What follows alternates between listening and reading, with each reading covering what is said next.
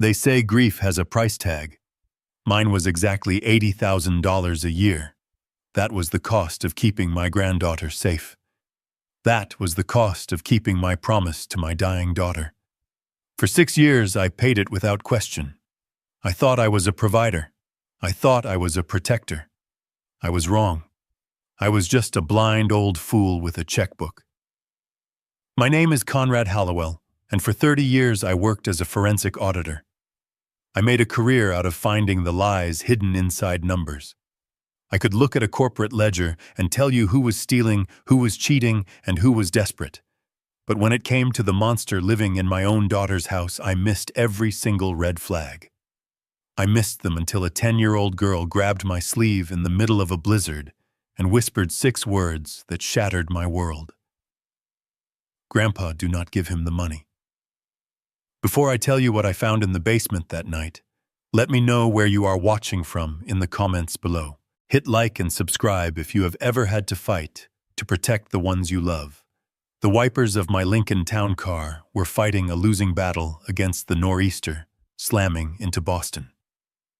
Route 128 was a graveyard of white silence, the kind of weather that tells you to stay home, lock the doors, and sit by the fire. But today was the 6th anniversary of Sarah's death. And in my family, duty does not care about the weather. I gripped the steering wheel, my knuckles white, feeling the arthritis ache in my hands. At 68, I should have been retired in Florida playing golf and complaining about the humidity. Instead, I was driving through a whiteout with a cashier's check for $80,000 burning a hole in my breast pocket. Every mile was a battle against the ice, but I kept telling myself it was worth it. It was for Mia. She was the only piece of Sarah I had left. After Sarah passed, her husband Justin had played the grieving widower to perfection. He quit his job to take care of Mia full-time. He told me he wanted to give her the stability she needed. I believed him. I respected him.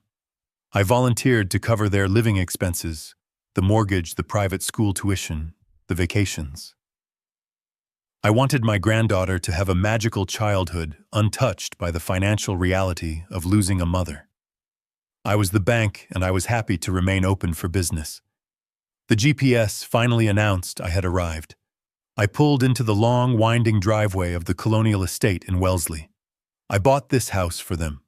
It was a beautiful structure, majestic even in the storm, with warm yellow light spilling out from every window onto the snow. It looked like a Christmas card. It looked like a home. I checked my reflection in the rearview mirror. I looked tired. The bags under my eyes were heavier than usual. I straightened my tie, patted the pocket with the check to make sure it was still there, and opened the car door. The wind hit me like the physical blow, freezing the air in my lungs. I marched to the front door, head down against the biting cold. Before I could even ring the bell, the heavy oak door swung open.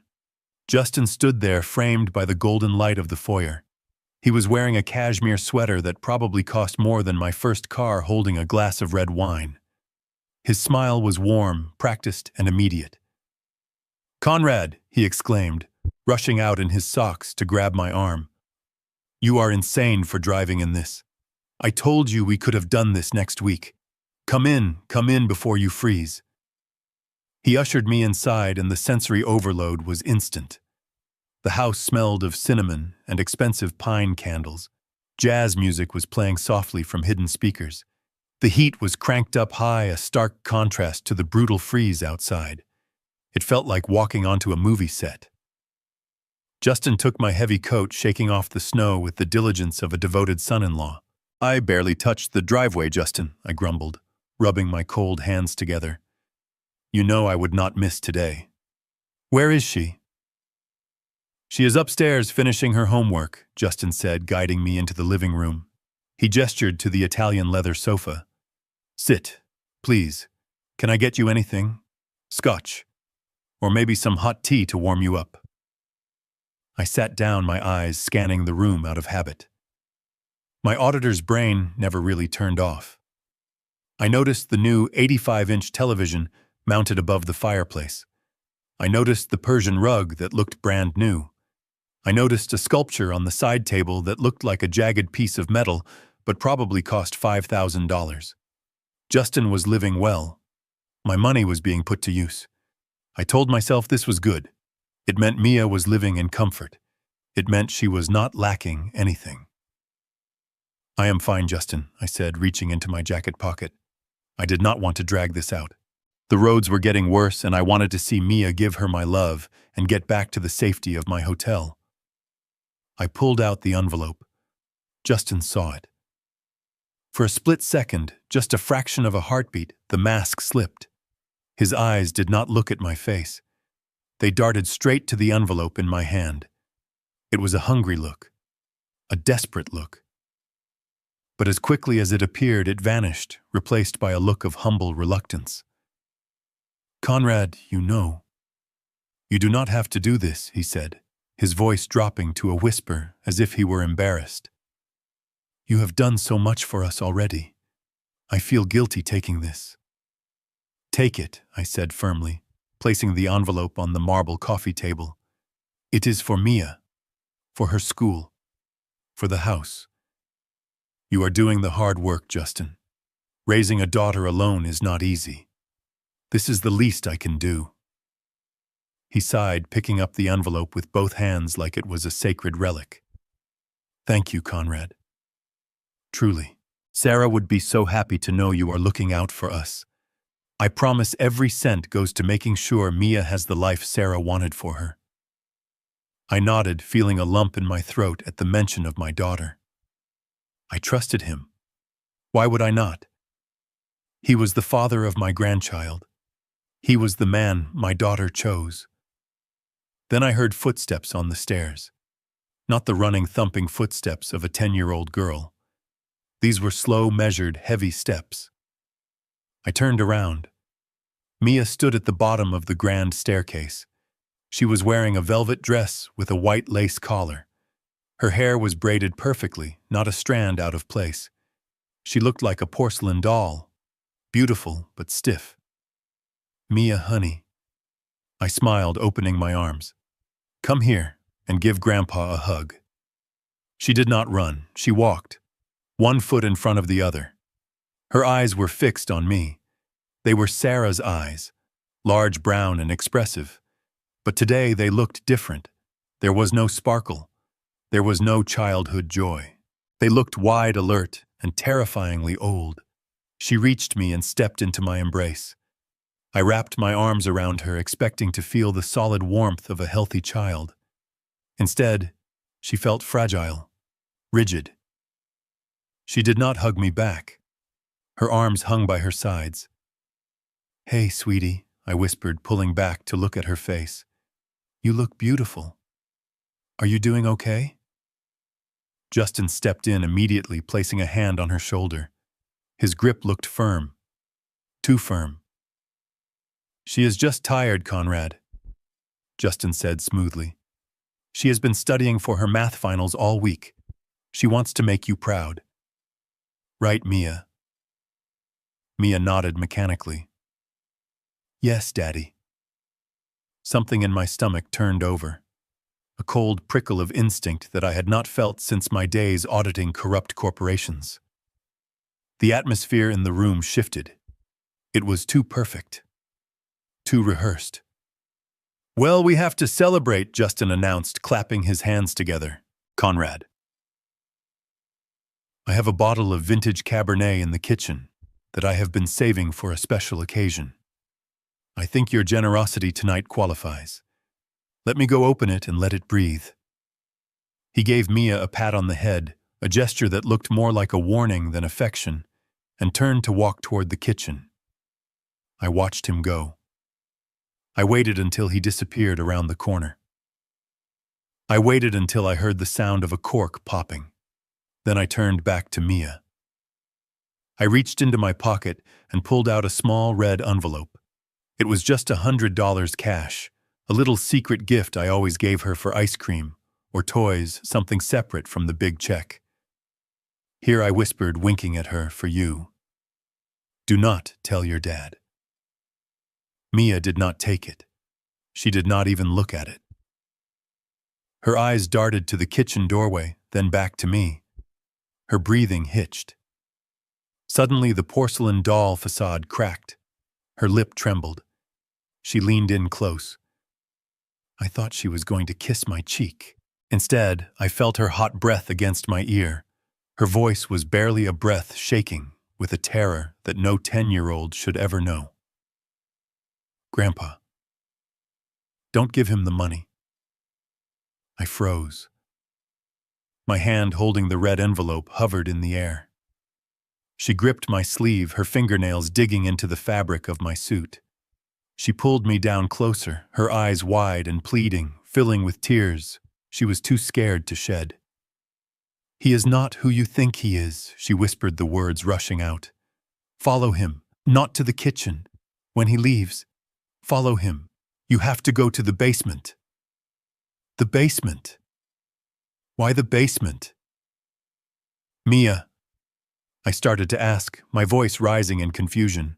Shh, she hissed, her eyes widening in panic as we heard Justin's footsteps returning from the kitchen. She pushed me away violently and took a step back, smoothing her dress, just as Justin walked back into the room holding 2 crystal glasses of dark red wine. Everything okay here? Justin asked. His voice was light, but his eyes were sharp. He looked from me to Mia, scanning for any sign of rebellion. Mia stared at the floor. Yes, Daddy. Grandpa was just telling me he likes my dress. Justin smiled. That smile. It did not reach his eyes anymore. I looked at him, really looked at him for the first time in 6 years, and I realized I was not looking at a grieving father. I was looking at a man who was guarding a vault. My heart was hammering against my ribs like a trapped bird. The check was already on the table. The transaction was done. But the auditor in me had just woken up. I forced a smile onto my face. It was the hardest thing I have ever done. Yes, I said, my voice steady. It is a beautiful dress, Justin. You have impeccable taste. I took the wine glass he offered. I toasted to his health. I toasted to family. But inside, my blood was turning to ice. My granddaughter had just given me a mission, and Conrad Hallowell never leaves an audit unfinished. I needed an exit strategy. In the world of forensic auditing, you never let the target know they are under investigation until you have the smoking gun. If I stayed, if I pressed Mia for answers in front of him, Justin would shut down. He would coach her. He would hide the evidence. I needed him to think the old man was gone. I needed him to feel safe. Because men like Justin only make mistakes when they feel safe. I took a sip of the wine he had poured, and then I grimaced, pressing my hand against my sternum. I let out a sharp, ragged breath. It was a performance I had practiced in the mirror for moments just like this. The fragile senior citizen. The liability. Justin set his glass down immediately. Conrad, are you all right? Is it your heart? It is just the angina, I lied, my voice strained. The drive, the stress of the day. I think I need to lay down. My pills are back at the hotel. Justin's face twisted into a mask of concern, but I saw the relief behind it. He did not want me here.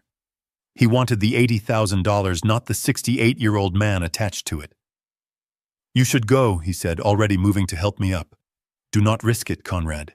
The roads are only getting worse. Go to the hotel, take your medication, and sleep. We can catch up tomorrow when you are feeling better. I looked at Mia one last time.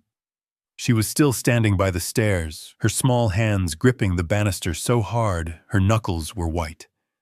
She did not say goodbye. She just nodded, a tiny, imperceptible movement that said, go. I will be waiting. I will call you in the morning, I told Justin as he walked me to the door. Drive safe, Conrad. Please. The heavy oak door slammed shut, and I heard the deadbolt slide home with a finality that made my skin crawl. I was outside. The wind was howling, tearing at my coat, but I did not feel the cold. I felt a burning, cold rage. I walked to my Lincoln, opened the door, and slumped into the driver's seat. I started the engine, turned on the headlights, and drove down the long driveway. I turned right, heading toward the main road. Anyone watching from the window would see red taillights disappearing into the storm. But I did not go to the hotel. 200 yards down the road, where a cluster of thick pines blocked the view from the house, I killed the lights. I pulled the car onto a maintenance access trail I had noticed years ago when I bought the property. It was covered in snow, but the Lincoln was heavy and it plowed through. I tucked the car behind a utility shed, invisible from the street, invisible from the house. Then I killed the engine. Silence rushed in, heavy and oppressive. The only sound was the wind buffeting the glass and the ticking of the cooling engine. I could not run the heater. Exhaust fumes would give me away. If I was going to do this, I had to do it cold. I reached into the glove compartment. I did not have a gun. I never believed in them. My weapon of choice was information. I pulled out a pair of high-power Nikon binoculars and a small leather-bound notebook. This was my kit. Simple. Effective. I sat there in the dark, the temperature inside the car dropping rapidly. My breath began to fog the air. My fingers, stiff with arthritis, gripped the binoculars. I focused the lenses on the house through the trees. The windows were glowing warm and yellow. It looked so peaceful, so inviting. It was the perfect camouflage for a crime scene. 5 minutes passed, then 10. My feet were beginning to go numb. The cold was a physical weight pressing down on my chest, but it kept me sharp. It kept me angry. I watched the silhouette of Justin move past the living room window. He was pacing. He was on the phone. I waited. In my line of work, patience is not a virtue. It is a necessity. Fraudsters always think they are smarter than the system. They think no one is watching. They think the old man drove away to take a nap. 20 minutes later, the garage door opened. I held my breath. The headlights of Justin's Range Rover cut through the snow. He pulled out fast, too fast for the weather. He was in a hurry. I watched him turn left, heading toward the city. He was leaving. He was leaving a 10-year-old girl alone in a blizzard on the anniversary of her mother's death. Perfect. I waited until his taillights faded completely. Then I opened my car door. The wind screamed at me, but I did not care. I had a key in my pocket, a key I had kept for 6 years, a key that Justin had forgotten about. The bank was closed. The auditor was coming in. The red taillights of Justin's Range Rover were swallowed by the white abyss of the storm. I gave him a 2-minute head start. I needed to be sure he was past the main gate, fully committed to his escape before I made my move. I checked my watch. 1 minute. 2 minutes. Time to go to work. I stepped out of my Lincoln. The wind hit me instantly, a physical wall of ice and noise, but I welcomed it. It sharpened my senses. I pulled my collar up and trudged through the snow, stepping carefully into the tire tracks Justin had just left to mask my own footprints. In my line of work, you learn that the smallest mistake can unravel the tightest case. I was not going to be the one who made a mistake tonight. I reached the front porch. The heavy oak door loomed in front of me. To anyone else, this was just a house. To me, it was an asset I had purchased 6 years ago. It was a shelter I had provided. I reached into my pocket and pulled out the key. It was a simple brass key, cold against my fingers. I remembered the day I had this copy made. It was the day they moved in. Sarah had pressed it into my hand and said, "Dad, this is your house too. You never have to knock." I wondered if Justin had forgotten about this key, or if his arrogance just made him believe I would never have the courage to use it. That was the thing about con men. They always underestimated the quiet ones. They mistook silence for weakness. I slid the key into the lock. It turned with a smooth, heavy click. I pushed the door open and stepped inside. The warmth hit me first, but it felt different now. 10 minutes ago, with Justin playing the host, the house had felt cozy. Now in the silence, the heat felt stifling, artificial. The house was holding its breath. The jazz music had stopped. The fire in the hearth had died down to low embers casting long, dancing shadows across the expensive furniture. I closed the door behind me and locked it. I stood in the foyer listening. The silence was absolute. It was not the peaceful silence of a happy home. It was the heavy, suffocating silence of a vault. The smell of the pine candles was still there, but underneath it I could smell something else. Something stale. Something old. I moved through the living room. My footsteps on the hardwood floor sounded like gunshots to my anxious ears. I kept my hand in my pocket, gripping my phone ready to record, ready to call 911. My eyes swept the room. Without Justin standing there to distract me, the details jumped out. The photos on the mantel. I walked over to them. There was a picture of Justin and Mia from a vacation in Aspen. Justin was smiling, looking tanned and fit. Mia was looking away from the camera, her shoulders hunched. There was a picture of Justin receiving an award at his country club. There was a picture of Justin's new car. Where was Sarah? I scanned the entire room. There was not a single photograph of my daughter. Not one. It was as if she had been erased from the narrative of this house. The woman who had filled these rooms with laughter, whose life insurance policy had paid for that Italian leather sofa, was gone.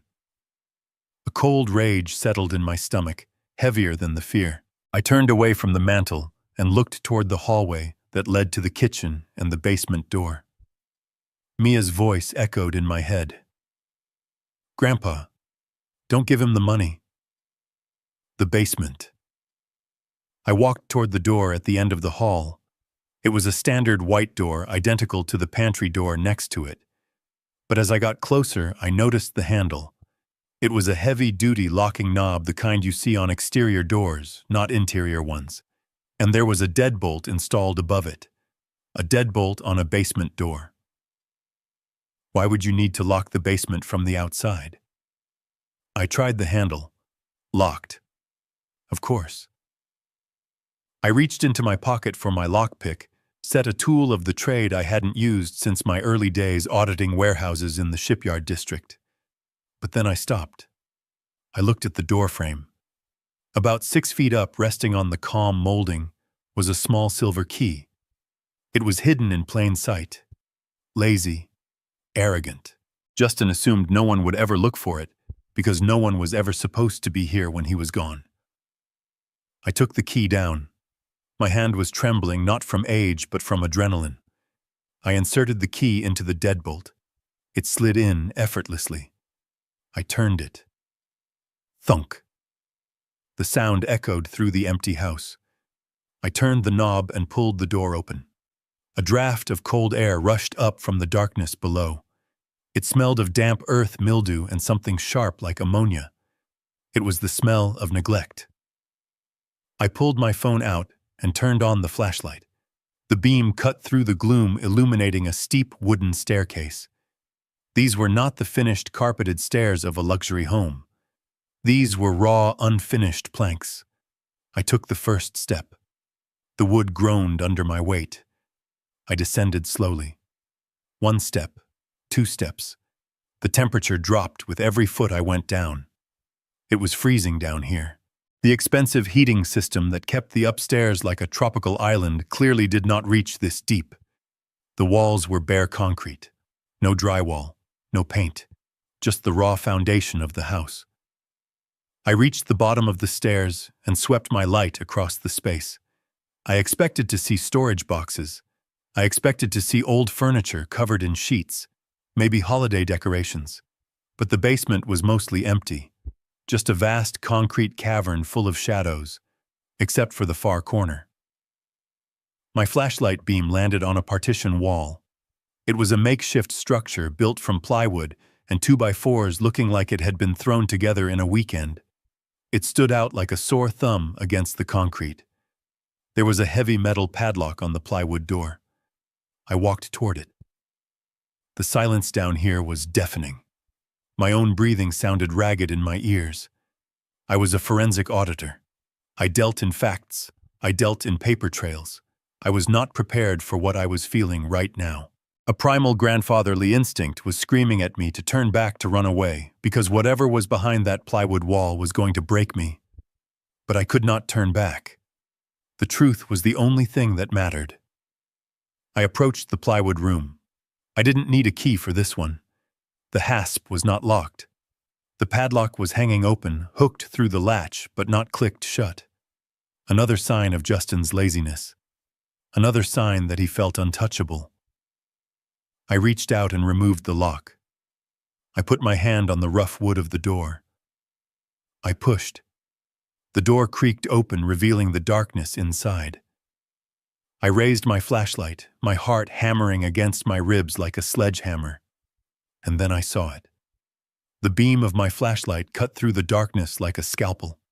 It did not land on a pile of storage boxes or holiday decorations. It landed on a mattress. It was a thin, yellowed piece of foam stripped bare of any sheets, thrown directly onto the damp concrete floor. There was no bed frame to lift it away from the biting cold that radiated up from the ground. A single blanket lay crumpled in the center. It was gray, coarse, and threadbare, the kind of blanket you might use to line a dog crate, not to cover a child. I stepped closer, my boots scraping against the grit on the floor. The sound was deafening in the silence. The air down here was thick with a smell that made my stomach churn. It was the smell of unwashed clothes, mildew, and something sharp and acrid like ammonia. I moved the light to the left. A small wooden crate, likely scavenged from a trash pile, served as a nightstand. On top of it sat a plastic bowl. Not a plate, but a red plastic bowl stained with grease. Inside were the congealed orange remains of macaroni and cheese. It looked cold. It looked days old. There was no spoon, no fork. The implication hit me in the chest like a physical blow. Did she have to eat with her hands? While her father drank vintage Cabernet upstairs and ate steak off fine china, my granddaughter was down here eating cold leftovers like an animal. Next to the crate was a plastic bucket from a hardware store. I did not want to look inside. I prayed I did not have to look inside. But the forensic auditor in me took over. I had to know the extent of the crime. I shone the light into the bucket. My knees almost buckled. It was half full of urine. He did not even let her come upstairs to use the bathroom. He locked her down here in the dark and the cold with a bucket. I stood there shaking. Not from the temperature, which my phone told me was 42 degrees, but from a rage so pure and white-hot, it felt like it was burning the lining of my veins. I had sent this man $80,000 a year. I had set up a trust fund. I had paid for a renovation of the HVAC system 2 years ago to ensure the house was energy efficient. And yet, there were no vents down here. The heat I paid for was staying upstairs. The money I paid for her care was on his wrist, in his garage, in his wine cellar. I forced myself to keep looking. I needed evidence. I needed every single detail etched into my memory and my camera roll. I saw a row of nails hammered crudely into the plywood wall. Hanging from them were Mia's clothes. They were not the pretty dresses she wore when I visited. They were rags. Oversized t-shirts with holes in the hem. Sweatpants that were too short. This was her reality. The velvet dress she wore tonight was just a costume for the show he put on for me. Then my light caught something on the floor near the head of the mattress. I crouched down, my joints popping in the cold. It was a picture frame, a silver frame. I recognized it immediately. I had given it to Sarah on her wedding day. It was supposed to hold a photo of the happy couple, but the frame was lying face down on the dirty concrete. I reached out and picked it up. The glass was shattered, a spiderweb of cracks radiating from the center as if someone had stomped on it. I turned it over. Through the broken shards, I saw the photo. It was Sarah holding a baby Mia. They were laughing. It was the happiest moment of my daughter's life. But someone had taken a black permanent marker and defaced it. Sarah's eyes were scribbled out. Her mouth was crossed out with angry, violent slashes. The ink had soaked through the paper. This was not just neglect. This was not just greed. This was hatred. Justin did not just want my money. He hated Sarah. He hated the memory of her, and he was punishing Mia for having her mother's face. A sound escaped my throat. It was a low, guttural growl that I did not recognize as my own. I gripped the frame so hard a shard of glass sliced into my thumb. The pain felt good. It grounded me. I watched the drop of my own blood fall onto the dirty mattress. I stood up slowly. The trembling in my hands stopped. The tears that had been threatening to fall evaporated. In their place, a cold, mechanical switch flipped in my brain. The grandfather was gone. The grieving father was gone. In the darkness of that basement, standing over the evidence of my granddaughter's torture, Conrad Hallowell died. And the auditor was born. I took out my phone. I did not call the police. Not yet. The police would arrest him, yes. They would charge him with child endangerment. He would get a lawyer. He would get bail. He would play the victim. He would say he was overwhelmed with grief. The courts might go easy on him. No, that was not enough. I did not want him just arrested. I wanted him obliterated. I wanted to strip him of every dollar, every asset, every shred of dignity he possessed. I wanted him to feel the cold that Mia felt. I wanted him to eat from a bowl in a prison cell for the rest of his miserable life. I began to take photos. Click, the mattress. Click, the bucket. Click, the bowl. Click, the defaced photo. I recorded a video narrating the temperature, the smell, the lock on the door. I was building a case file. And when I was done, Justin Pierce would wish he had died in that car crash instead of my daughter. I put the silver frame into my coat pocket. I was taking Sarah out of this hellhole. I backed out of the room. I replaced the padlock. I left everything exactly as I found it. He could not know I had been here. Not yet. The trap had to be perfect.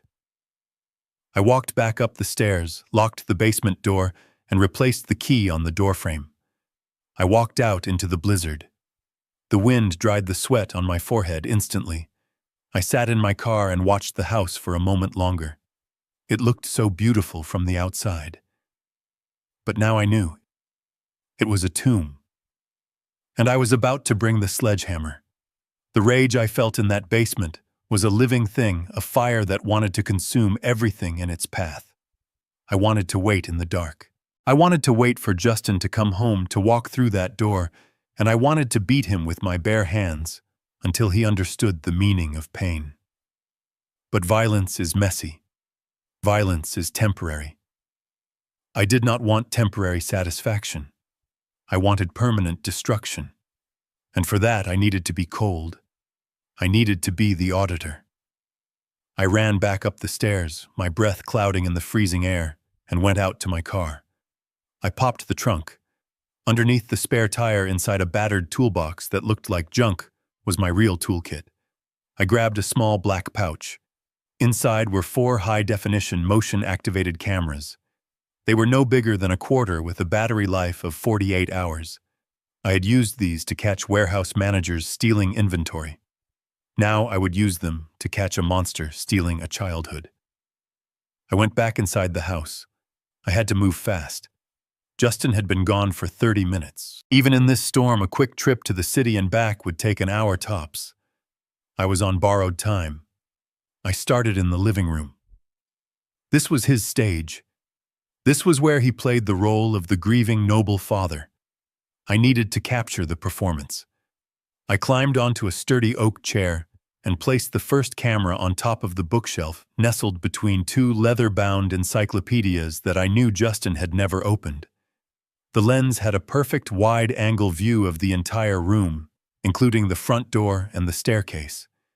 If he hit her, if he screamed at her, if he brought women home, I would see it. Then I went back to the basement. This was the hardest part. I walked back into that plywood cell. The smell hit me again, but I pushed through it. I needed an angle that would cover the mattress. I needed to see what happened when the lights went out. I looked around the room for a hiding spot, but it was too bare. There were no shelves, no furniture, just the crate and the bucket. Then I saw it. Lying in the corner, half buried under a pile of dirty laundry, was a teddy bear. My heart stopped. I recognized that bear. It was Barnaby. I had bought it for Mia on her 3rd birthday. It used to be fluffy and golden brown. Now it was matted gray with dust and missing an ear. It looked as broken as she was. I picked it up. The stuffing was lumpy, but it was still soft. I pulled a small pocket knife from my belt. With the precision of a surgeon, I made a tiny incision in the seam of the bear's remaining ear. I slid the camera inside, positioning the lens so it peered out through the plastic button of the eye. I stitched it back up with a few quick loops of thread from a travel sewing kit I kept in my jacket. I placed the bear on the crate facing the mattress. It looked like a discarded toy. But now it was a witness. "I am sorry, Mia," I whispered to the empty room. "I have to leave you here one more night. But I promise Barnaby is watching. And so am I." I placed the 3rd camera in the kitchen, hidden atop the refrigerator, overlooking the dining table. The kitchen is where families talk. It is where secrets are spilled over coffee and wine. I checked my watch. 45 minutes. He would be back soon. I retraced my steps. I went back to the basement door. I locked the padlock. I wiped my fingerprints off the metal. I locked the deadbolt. I placed the key back on the molding exactly where I found it, making sure the dust settled around it just so. I backed out of the hallway, smoothing the rug where my wet boots had tread. I moved to the foyer. I checked the door handle. I checked the lock. I had to make sure everything was exactly as he left it. The house had to look undisturbed. I slipped out the front door and locked it with my key. The wind was still howling, erasing my footprints in seconds. Nature was my accomplice tonight. I hurried back to my car tucked behind the utility shed. I climbed inside, my body shivering violently as the adrenaline began to fade. I pulled up the app on my phone. One by one, the feeds flickered to life. Camera 1, the silent, elegant living room. Camera 2, the pristine marble kitchen. Camera 3, the dark, grainy view of the basement mattress seen through the eye of a teddy bear. I sat there in the dark, watching the screens. I was not a grandfather anymore. I was a hunter in a blind, waiting for the prey to step into the crosshairs. And 10 minutes later, twin headlights cut through the storm. The Range Rover was back. The show was about to begin. I watched the screen of my phone as Justin moved through the house on the camera feed. He did not go to the basement. He did not check on his daughter. He went straight to the master bedroom, changed out of his casual sweater into a crisp navy blue suit, and splashed on cologne. He looked like a man preparing for a date, not a father mourning his late wife. 10 minutes later, the garage door opened again. The Range Rover backed out into the storm. I was already in gear. I kept my lights off until he turned the corner at the end of the block.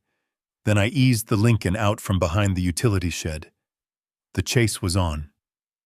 Tailing someone in a blizzard is a paradox. It is difficult because the visibility is near zero, the snow turning the world into a chaotic blur of white noise. But it is also easy because there is no one else on the road. It was just him and me, connected by a quarter-mile of swirling ice. I kept my distance, watching his taillights bleed into the white darkness like fresh wounds. He drove with confidence, aggressive and fast. He was heading east toward the city. I knew these roads. I knew every curve of the Massachusetts Turnpike.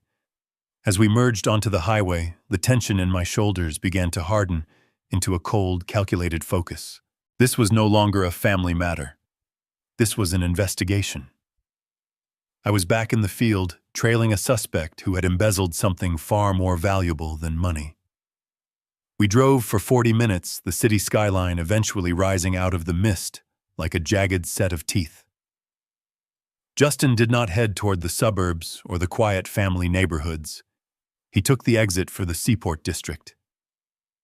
This was the new money of Boston.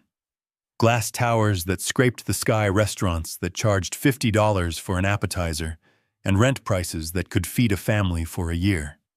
It was a place for the young, the ambitious, and the wealthy. It was not a place for a grieving, single father struggling to make ends meet. He pulled up to the curb in front of the Meridian, a high-rise luxury apartment complex that screamed exclusivity. A valet braving the cold in a thick uniform rushed out to open his door.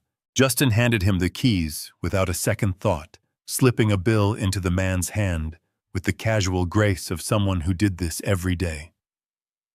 I parked my Lincoln down the street near a construction site and killed the engine. I grabbed my camera with the telephoto lens. I did not feel the cold anymore. My blood was running too hot. I moved on foot, sticking to the shadows of the scaffolding, keeping my eyes locked on the brightly lit lobby of the Meridian. The walls were floor-to-ceiling glass, designed to let the world see how beautiful the people inside were. Tonight, that transparency was his undoing. Justin stood in the center of the lobby, brushing snow off his coat. He checked his watch. He checked his reflection in the glass. He looked impatient. Then the elevator doors slid open. A woman walked out. She was stunning, I had to give him that. Tall, with blonde hair styled in loose waves that probably cost $300 to maintain. She was wearing a cream-colored cashmere coat and high leather boots.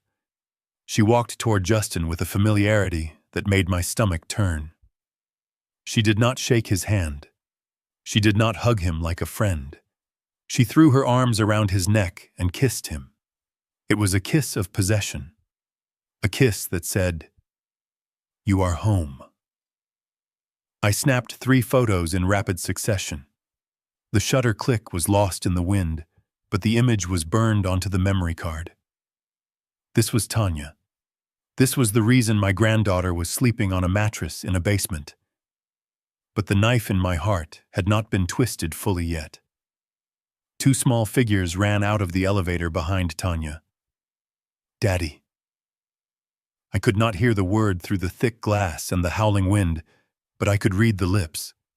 I could see the joy. 2 children, twins, a boy and a girl. They were dressed in matching designer winter coats, looking like models from a catalog. They were healthy. They were happy. They ran to Justin and wrapped themselves around his legs. Justin laughed. He actually laughed. It was a sound I had not heard from him in years. He bent down and scooped them both up, one in each arm, spinning them around. The little girl kissed his cheek. The boy tugged at his tie. I lowered my camera. My breath caught in my throat. I stared at the scene, my mind racing, doing the math that I prayed was wrong. They looked to be about 5 years old, maybe 5.5. Sarah died 6 years ago.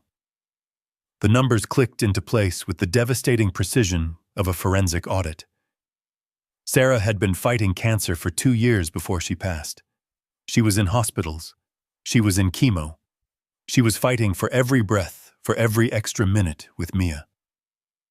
And while she was dying, while she was withering away in a hospital bed, Justin had not been grieving. He had been building this. He had been building a backup life. These children were not just a mistake. They were a timeline.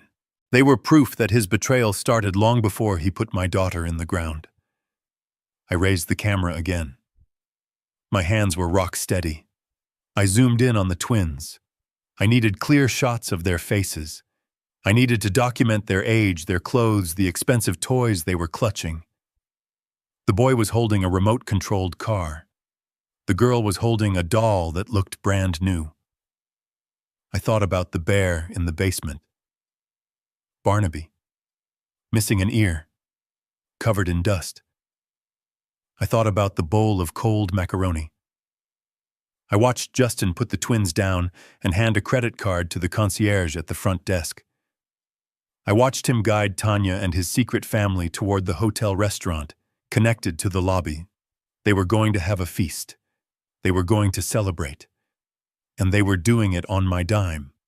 the $80,000 a year, the emergency loans for house repairs, the money for Mia's tutoring. It was all here. It was in the cashmere coat on Tanya's back. It was in the marble floors of this lobby. It was in the bellies of these two secret children. I was not just funding my granddaughter's abuse. I was fully financing the life of the people who replaced her. I took one last photo. It was a wide shot. Justin, Tanya, and the twins walking hand in hand under the golden chandelier of the lobby, a perfect, happy family. It was the most disgusting thing I had ever seen. I lowered the camera and turned back toward the dark, freezing street. I had seen enough. I knew the who. I knew the where. Now I needed the how much. I needed to see the paper trail.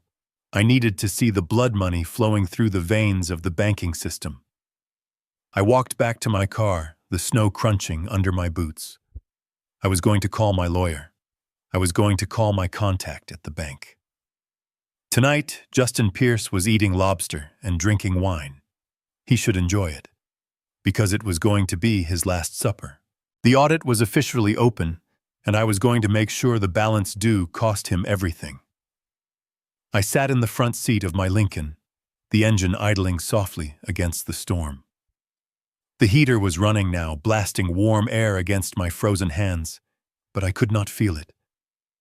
A different kind of cold had settled into my marrow, a cold that no heater could touch. I held my camera in my lap, the LCD screen glowing in the darkness of the car. On the screen was the freeze frame of a happy family: Justin, Tanya, and the twins. I stared at that image until my eyes burned. I was not looking at it as a grandfather anymore. I was looking at it as a forensic auditor. In my line of work, we have a saying: the numbers never lie. People lie. Ledgers lie. But the raw data, if you know how to read it, always tells the truth.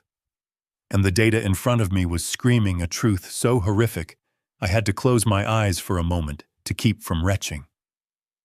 I zoomed in on the twins, a boy and a girl. They were tall for their age, but their features were soft, their baby fat still clinging to their cheeks. I looked at their teeth.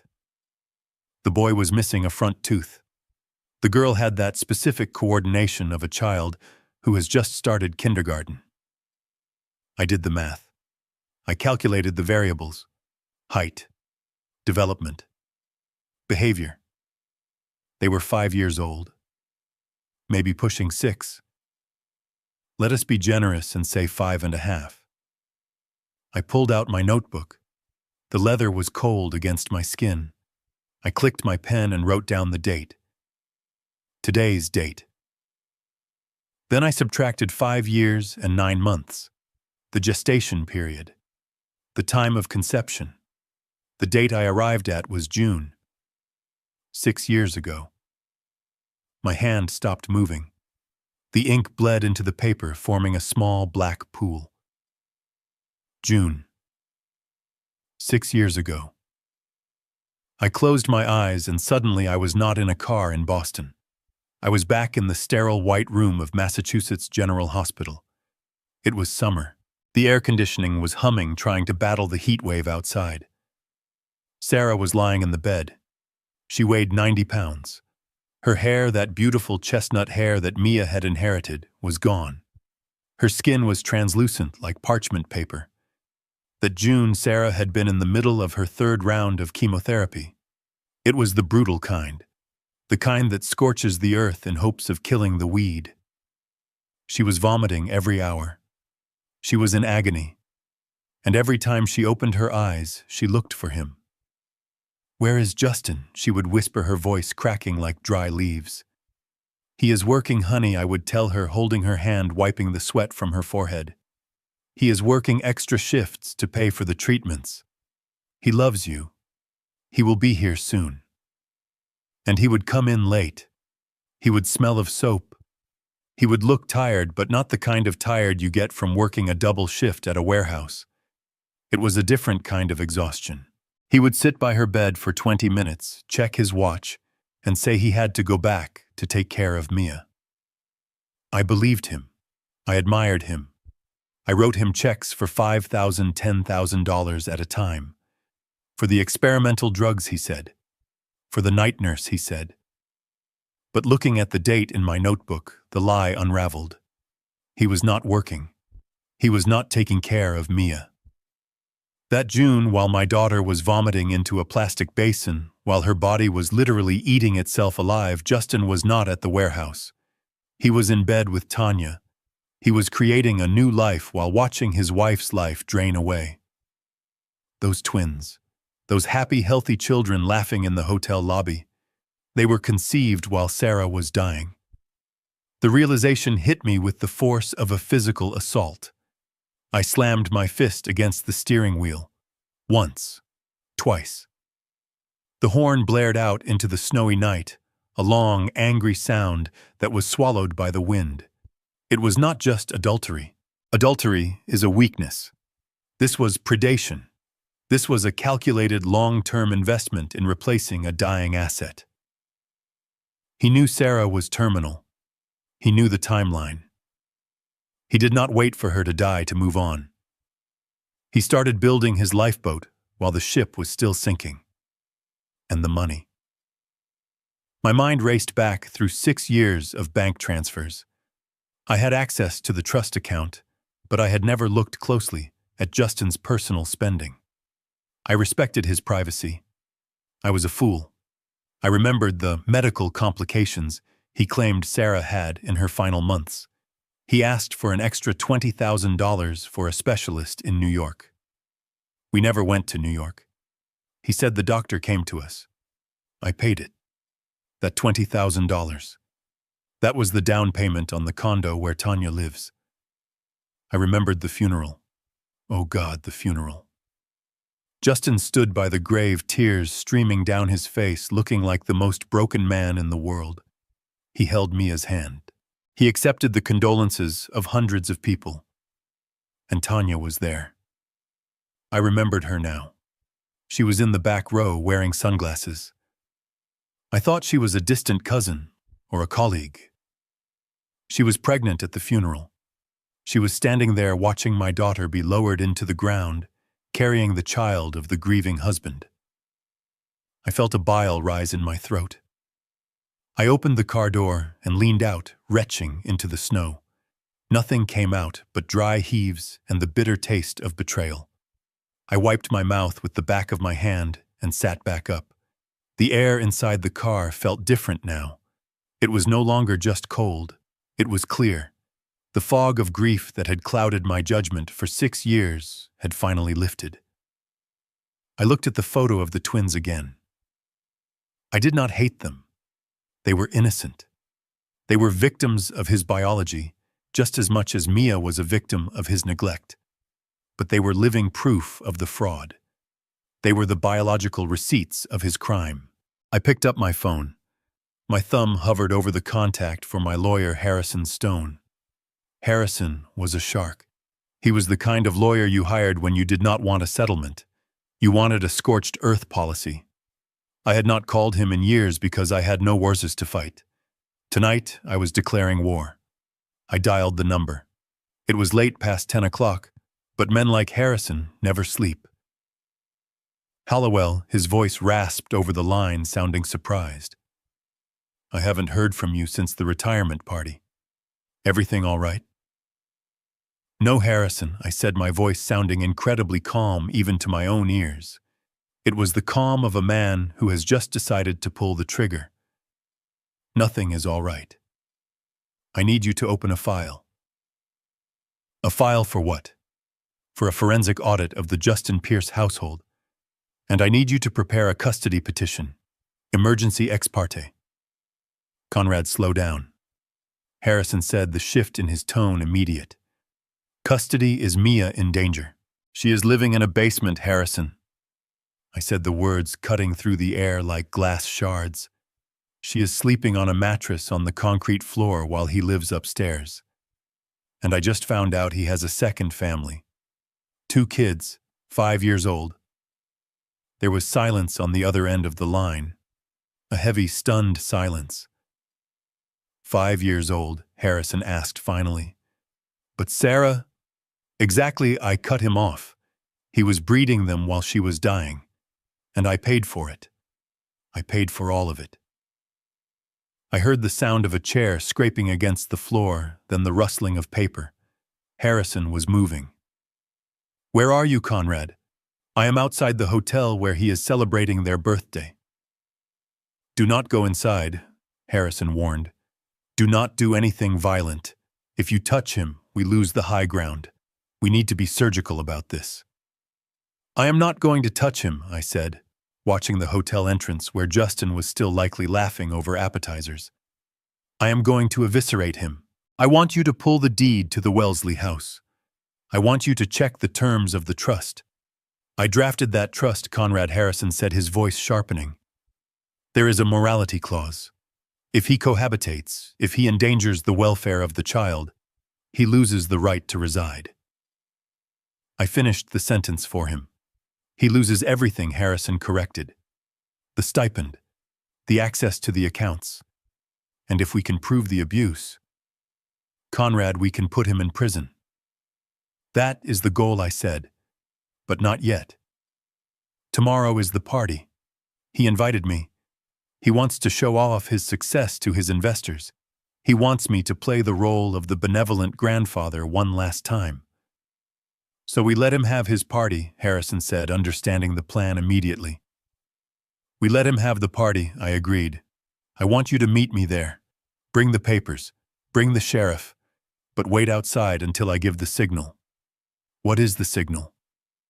I looked at the photo of the twins one last time. When I give him his present, I said. I hung up the phone.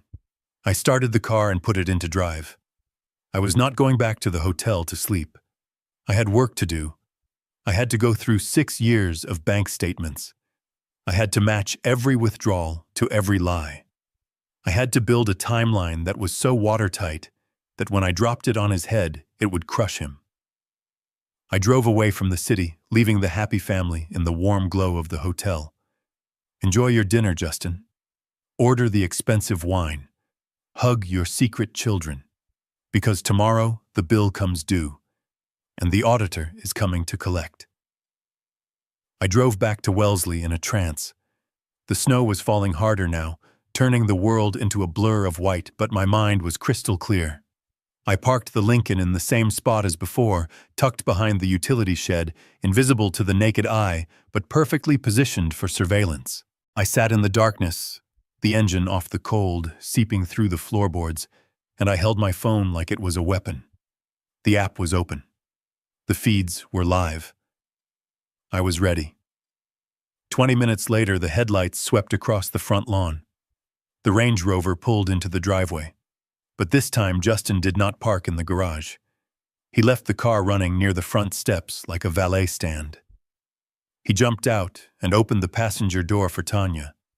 She stepped out, wrapping her coat tight against the wind, and looked up at the house. I watched on the screen as the front door opened. Camera 1, hidden in the bookshelf, captured the invasion in high definition. They walked in like they owned the place. Tanya did not wipe her boots. She stomped the snow and slush directly onto the Persian rug in the foyer. The same rug Sarah had bought in Istanbul on her honeymoon. It was a small act of disrespect, but it told me everything I needed to know. She did not care about this home. She only cared that it was warm and expensive.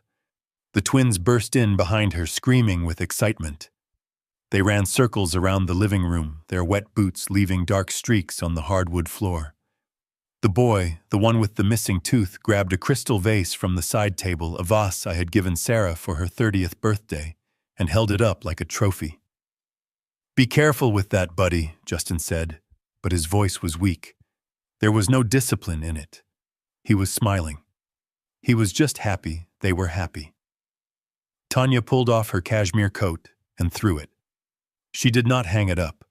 She threw it directly onto Sarah's favorite reading chair, the wingback by the fireplace where my daughter used to sit and nurse Mia when she was a baby. It was a territorial mark. She was covering Sarah's memory with her own presence. "God, it smells like old people in here," Tanya complained, her voice sharp and grating through the camera's microphone. Justin, you really need to get rid of this furniture. It is depressing. It feels like a mausoleum. I am working on it, babe, Justin replied, walking over to wrap his arms around her waist. He kissed her neck. Right there in the living room, right in front of the photos of his dead wife that he hadn't bothered to take down yet. I gripped the phone so hard my fingers went numb. I am working on the old man too. Once the checks clear next month, we can start remodeling. We will gut the whole place, make it modern, just for you. Gut the place. He was talking about erasing my daughter completely. Then the mood shifted. Tanya pulled away from him and looked around with a scowl. Where is the help, she asked. Justin sighed. Mia, get up here. His voice was not the gentle fatherly tone he used with me. It was a bark, a command. A moment later, the hallway door opened. Mia appeared. She had changed out of her velvet party dress. She was wearing oversized gray sweatpants and a stained t-shirt that looked like it belonged to Justin. She looked small, defeated, and terrified. Mommy and the kids are hungry, Justin said, gesturing to Tanya and the twins. Go to the kitchen and heat up the leftovers from dinner. And get juice boxes for the twins. Now. Mia did not argue. She did not look at him. She just nodded, her eyes fixed on the floor, and shuffled toward the kitchen. I switched the feed to camera 2. The kitchen camera gave me a bird's-eye view of the cruelty. Mia walked to the fridge. She was 10 years old, but she moved like an old woman. She took out a platter of expensive takeout sushi and steak that Justin must have bought earlier. She began to arrange it on plates. Tanya walked into the kitchen, the heels of her boots clicking on the marble. She leaned against the counter, watching Mia with a look of pure disdain. She did not offer to help. She did not say thank you. She treated my granddaughter like a defective appliance that she was forced to tolerate. Hurry up, Tanya snapped. They are starving, and do not drop anything this time. God, you are so clumsy. I do not know how your father deals with you. Mia's hand trembled as she poured apple juice into 2 plastic cups. She was trying so hard to be invisible, to shrink into the air itself. She carried the juice out to the living room. I switched back to camera 1. The twins were jumping on the sofa now, jumping on the Italian leather with their shoes on. Justin was watching them, laughing, egging them on. Look at them go, he chuckled. Mia approached the girl twin holding out the cup. Here, she whispered. The girl twin stopped jumping. She looked down at Mia from the height of the sofa. She looked at the juice. Then, with a cruelty that can only be learned from a parent, she swatted the cup out of Mia's hand. I do not want apple, the little girl screamed. I want grape. The cup hit the floor. Sticky yellow juice splashed over the rug and onto Mia's socks. Justin did not scold the twin. He did not tell her to apologize. He turned on Mia. Damn it, Mia, he shouted, his face contorting into ugly rage. Can't you do anything right? Look at this mess. You are ruining the rug. I did not. Mia started to whimper, backing away. She knocked it. Do not lie to me, Justin roared. He took a step toward her, raising his hand. I flinched in my car. I almost dropped the phone. He did not hit her. Not this time. He lowered his hand, but the threat hung in the air, heavy and suffocating. Clean it up, Tanya said coldly, stepping over the puddle as if Mia were a piece of trash. And then get out of my sight. Go downstairs. We are trying to have a family night, and you are bringing everyone down. Mia dropped to her knees. She used the sleeve of her t-shirt to wipe up the juice. She was crying silently, her small shoulders shaking. The twins watched her smirking. They had won. They were the alphas in this pack, and she was the runt. When she finished, she stood up, holding the wet, sticky shirt away from her skin. Go. Justin pointed to the hallway. Mia ran. She disappeared through the door that led to the basement. I heard the lock click. Justin turned back to Tanya and the twins, his face instantly relaxing into a smile. Sorry about that, babe. She is just difficult. You know how it is. Tanya sighed, picking up a piece of sushi. You really need to send her to boarding school, Justin. Or somewhere. She just does not fit in with us. I know, Justin said, popping a piece of steak into his mouth. I am working on it. As soon as the old man signs over the education trust, she is gone. I sat in the dark car staring at the screen. The image of my granddaughter on her knees wiping up juice while her replacements laughed at her was burned into my retinas. I did not feel anger anymore. Anger is hot.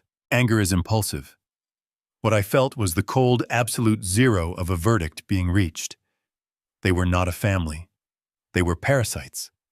They had invaded a host, consumed its resources, and were now trying to expel the last remaining antibody. But they forgot one thing. The host had a defense mechanism. A defense mechanism that was sitting in a Lincoln town car holding a phone full of evidence. I closed the app. I had seen the invasion. I had seen the intent. He wanted to gut the house. He wanted to send Mia away. He wanted the trust fund. He was going to get none of it. I started the engine. I checked the time. It was almost midnight. I had 8 hours until the party. 8 hours to prepare the final audit. I put the car in reverse and backed out of the muddy track. The invasion was successful, Justin. Enjoy your victory tonight. Sleep in my daughter's bed.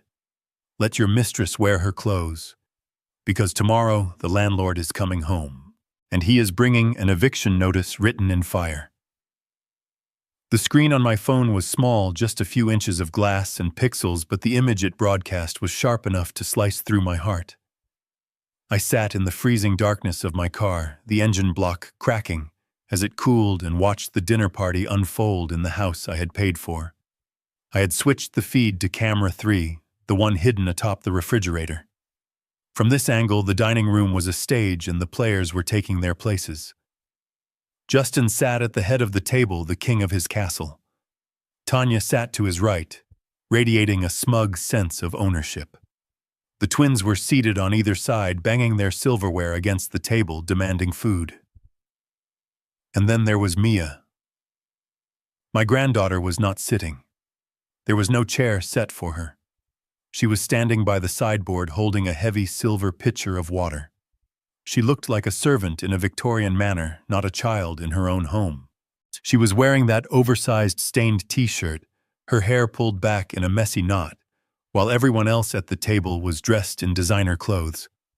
I watched as Justin opened a bottle of wine. It was a Chateau Margaux. I recognized the label. I had bought that bottle for Sarah's 30th birthday. We were saving it for a special occasion. Justin was pouring it now for his mistress, like it was table wine. Here is to us, Justin said, raising his glass. To the future. To the future, Tanya echoed, clinking her glass against his. And to getting rid of the past. They drank. My daughter's wine, my daughter's house, my money. Then came the main course. I zoomed in on the platter in the center of the table. Lobster. 4 massive bright red lobsters steamed and glistening with butter. Alongside them were thick cuts of filet mignon. This was a meal that cost hundreds of dollars. I did the mental math instantly. I had transferred $5,000 into the household account 3 days ago. Justin had told me it was for a structural repair on the roof. He said there was a leak in Mia's bedroom. There was no leak. There was only lobster. I watched the twins tear into the food. They ate with the chaotic greed of spoiled children, butter dripping down their chins. Justin laughed, wiping the boy's face with a linen napkin. Mia Tanya snapped, not even looking up from her plate. More water. Mia stepped forward instantly, the pitcher heavy in her small hands. She poured water into Tanya's glass. Her hand shook slightly. Careful, Tanya hissed. God, you are useless. Do not spill it on the table. This is real mahogany, not that cheap particle board you are used to. I gripped the steering wheel. That table was not mahogany. It was oak. and Sarah had picked it out at an estate sale. She had sanded it down and refinished it herself. She loved that table. Mia finished pouring and stepped back into the shadows. She watched the meat. I could see her eyes fixated on the lobster. She was hungry. I remembered the bowl of cold macaroni in the basement. "Daddy," the girl twin said, her mouth full. "Can I have the claw?" "Sure," Princess Justin said. He cracked the claw open, pulling out the sweet white meat. He dipped it in butter and fed it to her. Mia took a half step forward. "Daddy," she whispered. Her voice was barely audible through the microphone, but I heard it. I heard the desperation. "Can I have a piece?" The room went silent. The twins stopped chewing. Tanya slowly lowered her fork. She turned in her chair to look at Mia. The look on her face was not anger. It was amusement. Cruel, twisted amusement. "Excuse me," Tanya said softly. "What did you say?" I am hungry," Mia stammered. Tanya laughed. It was a dry, high-pitched sound. "Justin, did you hear that? She wants lobster." Justin did not look at his daughter. He looked at his plate. "She has food downstairs, Tanya." "She does not like the macaroni," Tanya said, mocking Mia's voice. "Well, isn't that too bad? You know, Mia, lobster is for people who contribute to this family, people who bring joy. You just bring gloom. You are like a little dark cloud that follows us around."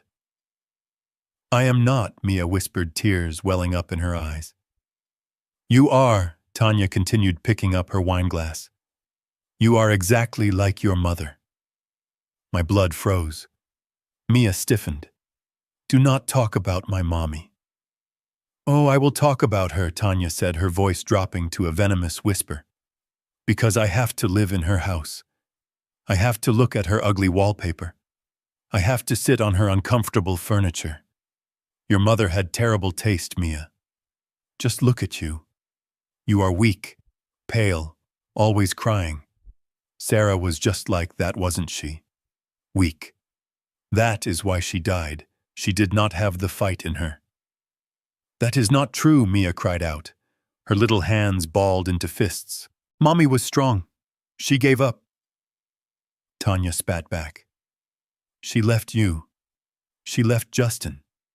And now I have to clean up her mess. I have to raise her broken little girl. You should be grateful I even let you stay inside. If it were up to me, you would be in an orphanage." Mia looked at her father. She looked at him with a pleading intensity that would have broken a stone. "Daddy, tell her. Tell her Mommy was strong." I held my breath. I waited for Justin to speak up. I waited for him to defend the woman who had loved him, the woman who had borne his child, the woman whose death had paid for the food in his mouth. Justin wiped his mouth with his napkin.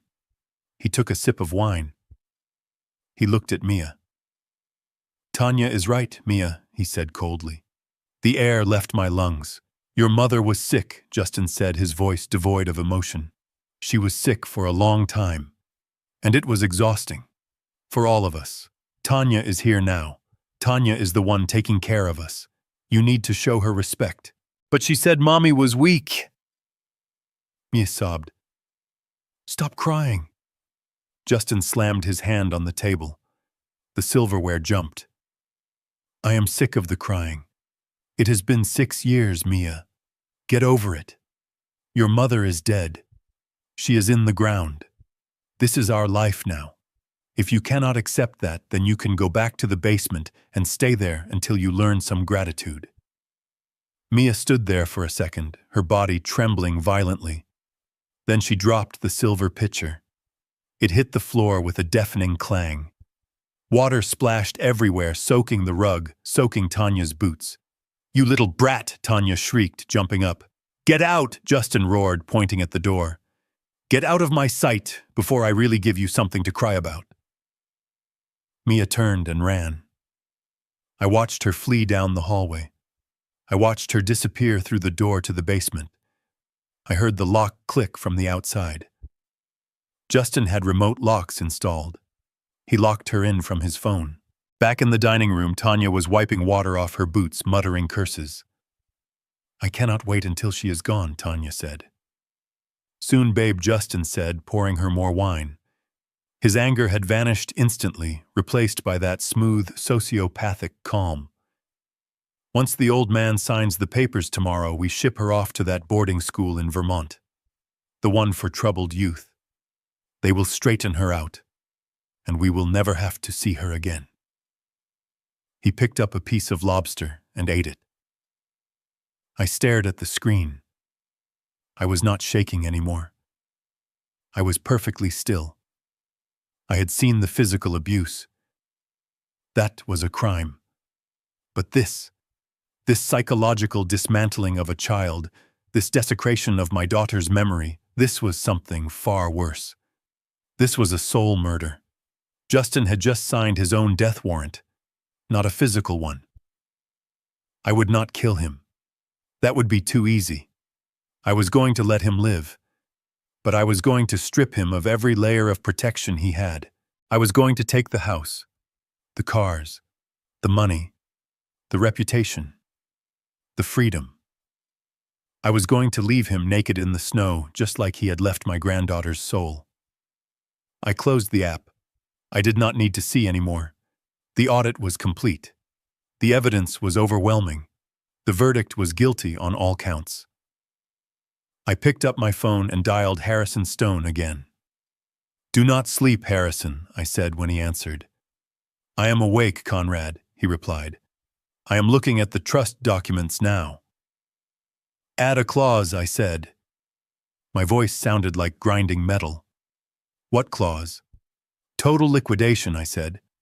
"I want a writ of seizure prepared for tomorrow morning. And Harrison, call the district attorney, the DAY. Because I have a witness," I said, looking at the dark outline of the house. "A witness who is 5 years old and missing a front tooth. But the real witness is recorded on my server. I have him, Harrison. I have him on tape admitting to fraud, admitting to conspiracy, and I have him abusing a minor." Conrad Harrison said, his voice serious. "If we do this, there is no going back. You are destroying the father of your grandchild." "He is not a father," I said, starting the car. "He is a tick, and I am the fire. Meet me at the party, Harrison. Noon sharp, and wear your best suit. We are going to a funeral."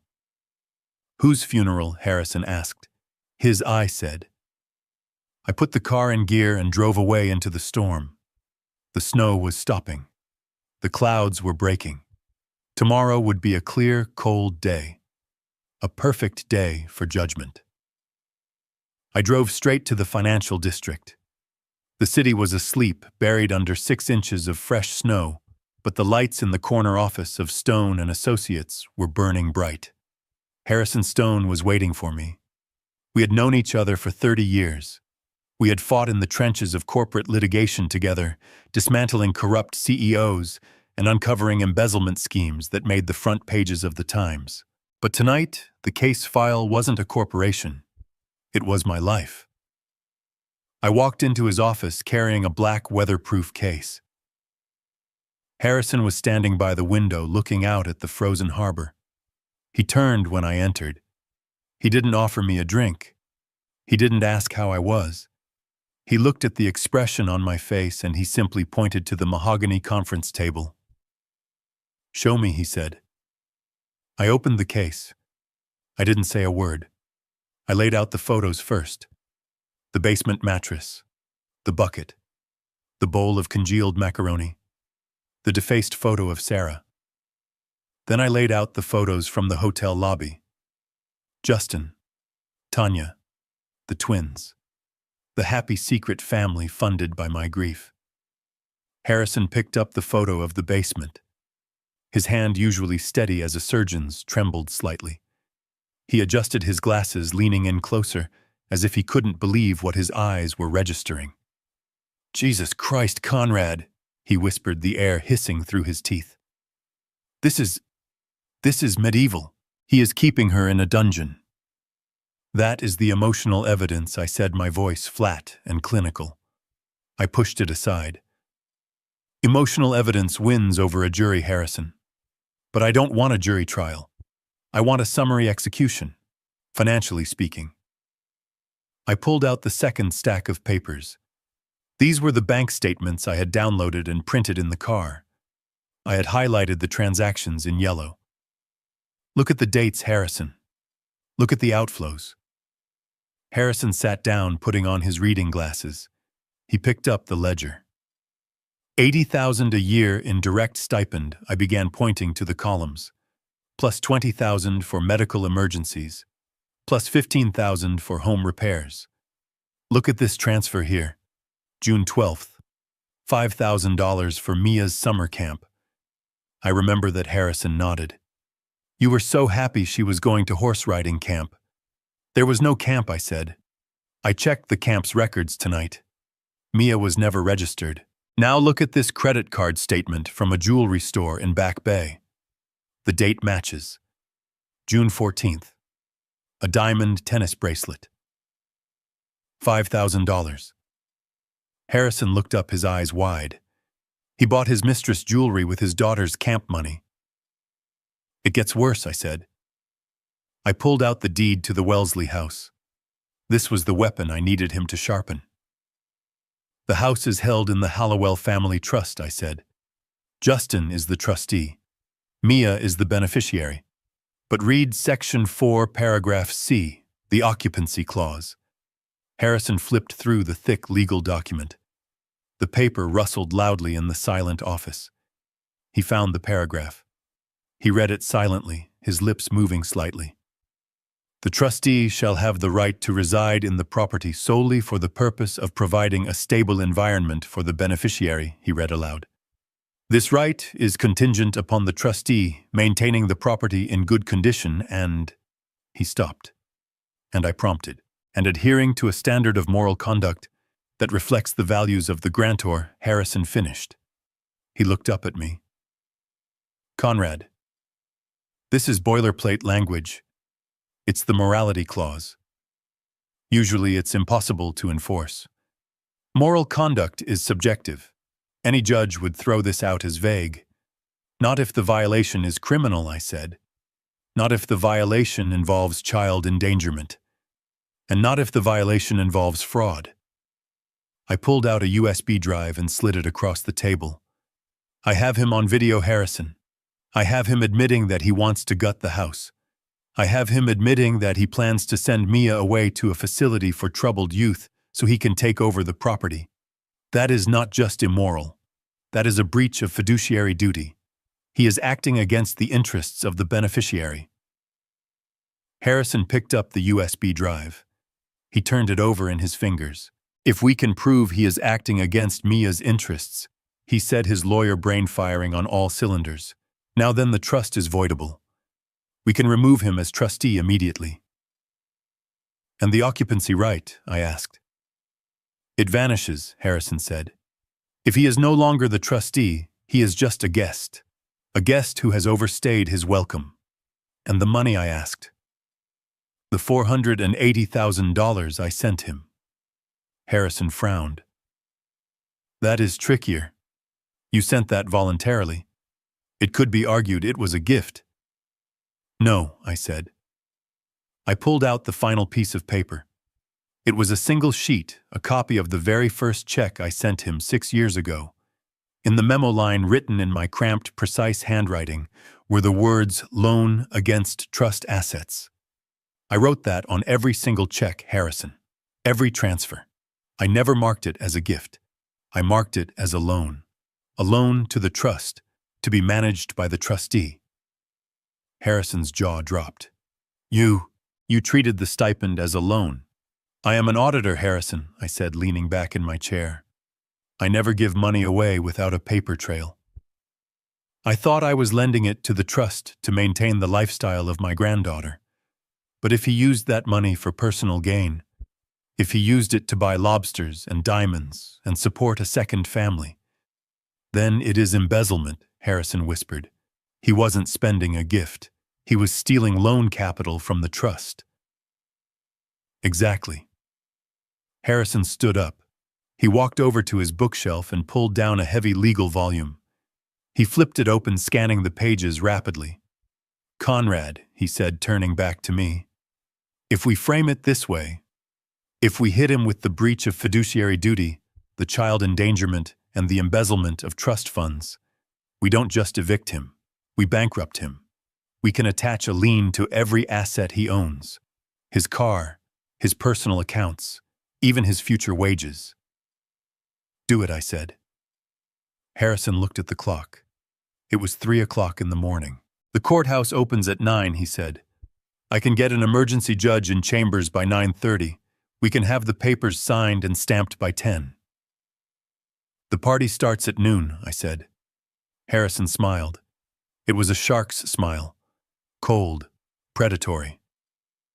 "I will draft the writ of seizure," he said, "and the order of protection for Mia. We will need the sheriff to serve them." "I will handle the sheriff," I said. "You just get the ink on the paper. I want the document to be heavy, Harrison. I want him to feel the weight of it when I put it in his hand." Harrison sat down at his computer. His fingers began to fly across the keyboard. The sound was rhythmic, like a drumbeat. "One more thing," I said. Harrison paused. "The twins," I said. "And Tanya. What about them? They are living in the house." "Technically," Harrison said, typing again, "under the terms of the trust, unauthorized occupants are considered trespassers. If Justin is removed as trustee, they have no legal standing to be there. Add them to the eviction order," I said. "By name. Tanya and her children. I want them escorted off the premises." "That is harsh, Conrad. The kids are 5. They are the beneficiaries of the stolen funds," I said, my voice hardening. "They are eating the food that belongs to Mia. They are sleeping in the warmth while she freezes. I am not sending them to jail, Harrison. I am just sending them back to reality." Harrison nodded. He understood. This wasn't about cruelty. It was about balance. It was about correcting a ledger that had been in the red for 6 years. I watched him type. Section by section, paragraph by paragraph, he was constructing the cage. I poured myself a glass of water from the pitcher on the table. My hand was steady. My heart rate was slow. For 6 years, I had been the victim. I had been the sad, lonely old man writing checks to buy a connection to his dead daughter. But as I watched the pages of the lawsuit pile up in the output tray of the printer, I realized I had changed. I wasn't the victim anymore. I was the executioner. And at noon today, the guillotine was going to drop. The storm broke at dawn, leaving the sky a piercing, innocent blue. It was the kind of deception nature pulls right before a catastrophe. I spent the morning in my hotel room, shaving with a steady hand, dressing in my best charcoal suit, the one I used to wear for federal indictments. I tied my tie in a Windsor knot, tight and precise. I looked in the mirror. The tired grandfather was gone. The man looking back at me was cold iron. I arrived at the house at 11:45. I parked my Lincoln down the street, just far enough to be unnoticed by the valet team Justin had hired. Yes, valets, for a 5-year-old's birthday party. I watched as a fleet of black SUVs and European sports cars began to line the driveway. The snow I had trudged through the night before had been shoveled away by a landscaping crew, paid double for the emergency service. I walked toward the house, my coat buttoned against the wind, the legal file heavy in my briefcase. From the outside, the property looked like a carnival of wealth. A massive arch of balloons in gold and silver framed the front door. Not colorful, childish balloons, but metallic, sophisticated ones that screamed money. I could hear music drifting out, a live string quartet playing pop songs. I stepped onto the porch. The door was open, manned by a server with a tray of champagne flutes. I declined the drink and stepped inside. The transformation was absolute. The house didn't look like a home anymore. It looked like a showroom. The furniture had been rearranged to create a dance floor. The dining room where Mia had been humiliated the night before was now laden with a buffet that would have fed a small army. I saw towers of shrimp cocktail. I saw trays of caviar. I saw a chocolate fountain. I did a quick mental calculation. The catering alone was easily $15,000. And there, in the center of it all, was Justin. He was wearing a light gray suit tailored to perfection, holding a glass of scotch. He looked radiant. He was holding court with a group of men I recognized vaguely from the financial pages, venture capitalists, real estate developers. People he was trying to hustle. People he was trying to impress with the illusion of stability and generational wealth. I stood by a pillar near the entrance, unnoticed in the crowd. I watched him work the room. He laughed. He clapped men on the back. He gestured grandly to the house as if he had built it with his own hands.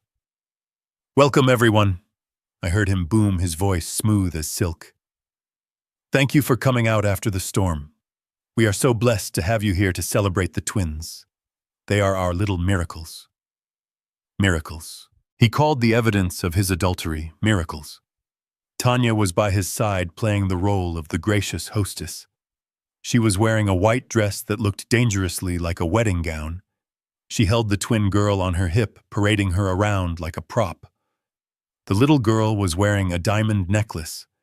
Real diamonds. My diamonds. Or rather, bought with the money that should have secured Mia's college education. I scanned the room for Mia. I looked in the corners. I looked near the kitchen. I didn't see her. Of course not. She wasn't part of the brand. She was the defect. She was likely locked in her room, or worse, back in the basement, warned to stay silent while the beautiful people celebrated. I moved deeper into the room, gripping the handle of my briefcase. I felt like a ghost haunting my own life. I listened to the snippets of conversation around me. "Great house," Justin, one man said. "The market in Wellesley is on fire. You sitting on a gold mine here. We are thinking of selling, actually." Justin replied, his voice low and confidential. "Looking for something more modern. Maybe out in Weston. The memories here. You know. It is time to move on." He was selling it. He was already spending the equity in his mind. He was selling my daughter's sanctuary to fund his new life with his mistress. A waiter passed by with a tray of truffle arancini. I recognized the catering company logo on his apron. Elite Events. I knew them. They were the most expensive in Boston. I had audited them once. They required a 50% deposit up front. Justin had paid that deposit 3 weeks ago. 3 weeks ago, he had told me he couldn't afford a math tutor for Mia. He had begged for a check, tears in his eyes, saying he felt like a failure of a father because he couldn't help her with her fractions. I had written the check immediately. I looked at the truffle arancini. That was the math tutor. The rage I felt the night before had crystallized into something sharper. It wasn't heat anymore. It was clarity. I saw the entire ecosystem of his lies. Every smile, every handshake, every sip of expensive wine was fueled by theft. He wasn't just stealing money. He was stealing the sympathy of these people.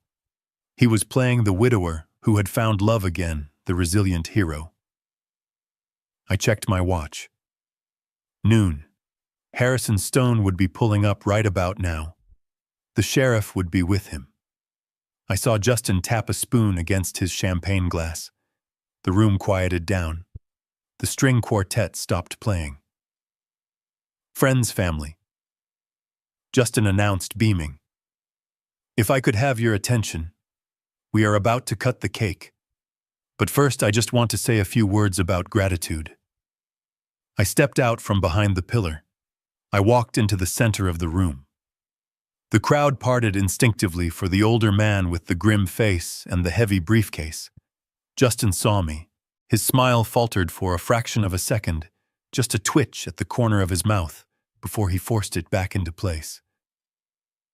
"And look who is here," Justin announced, opening his arms wide. "The man who makes it all possible.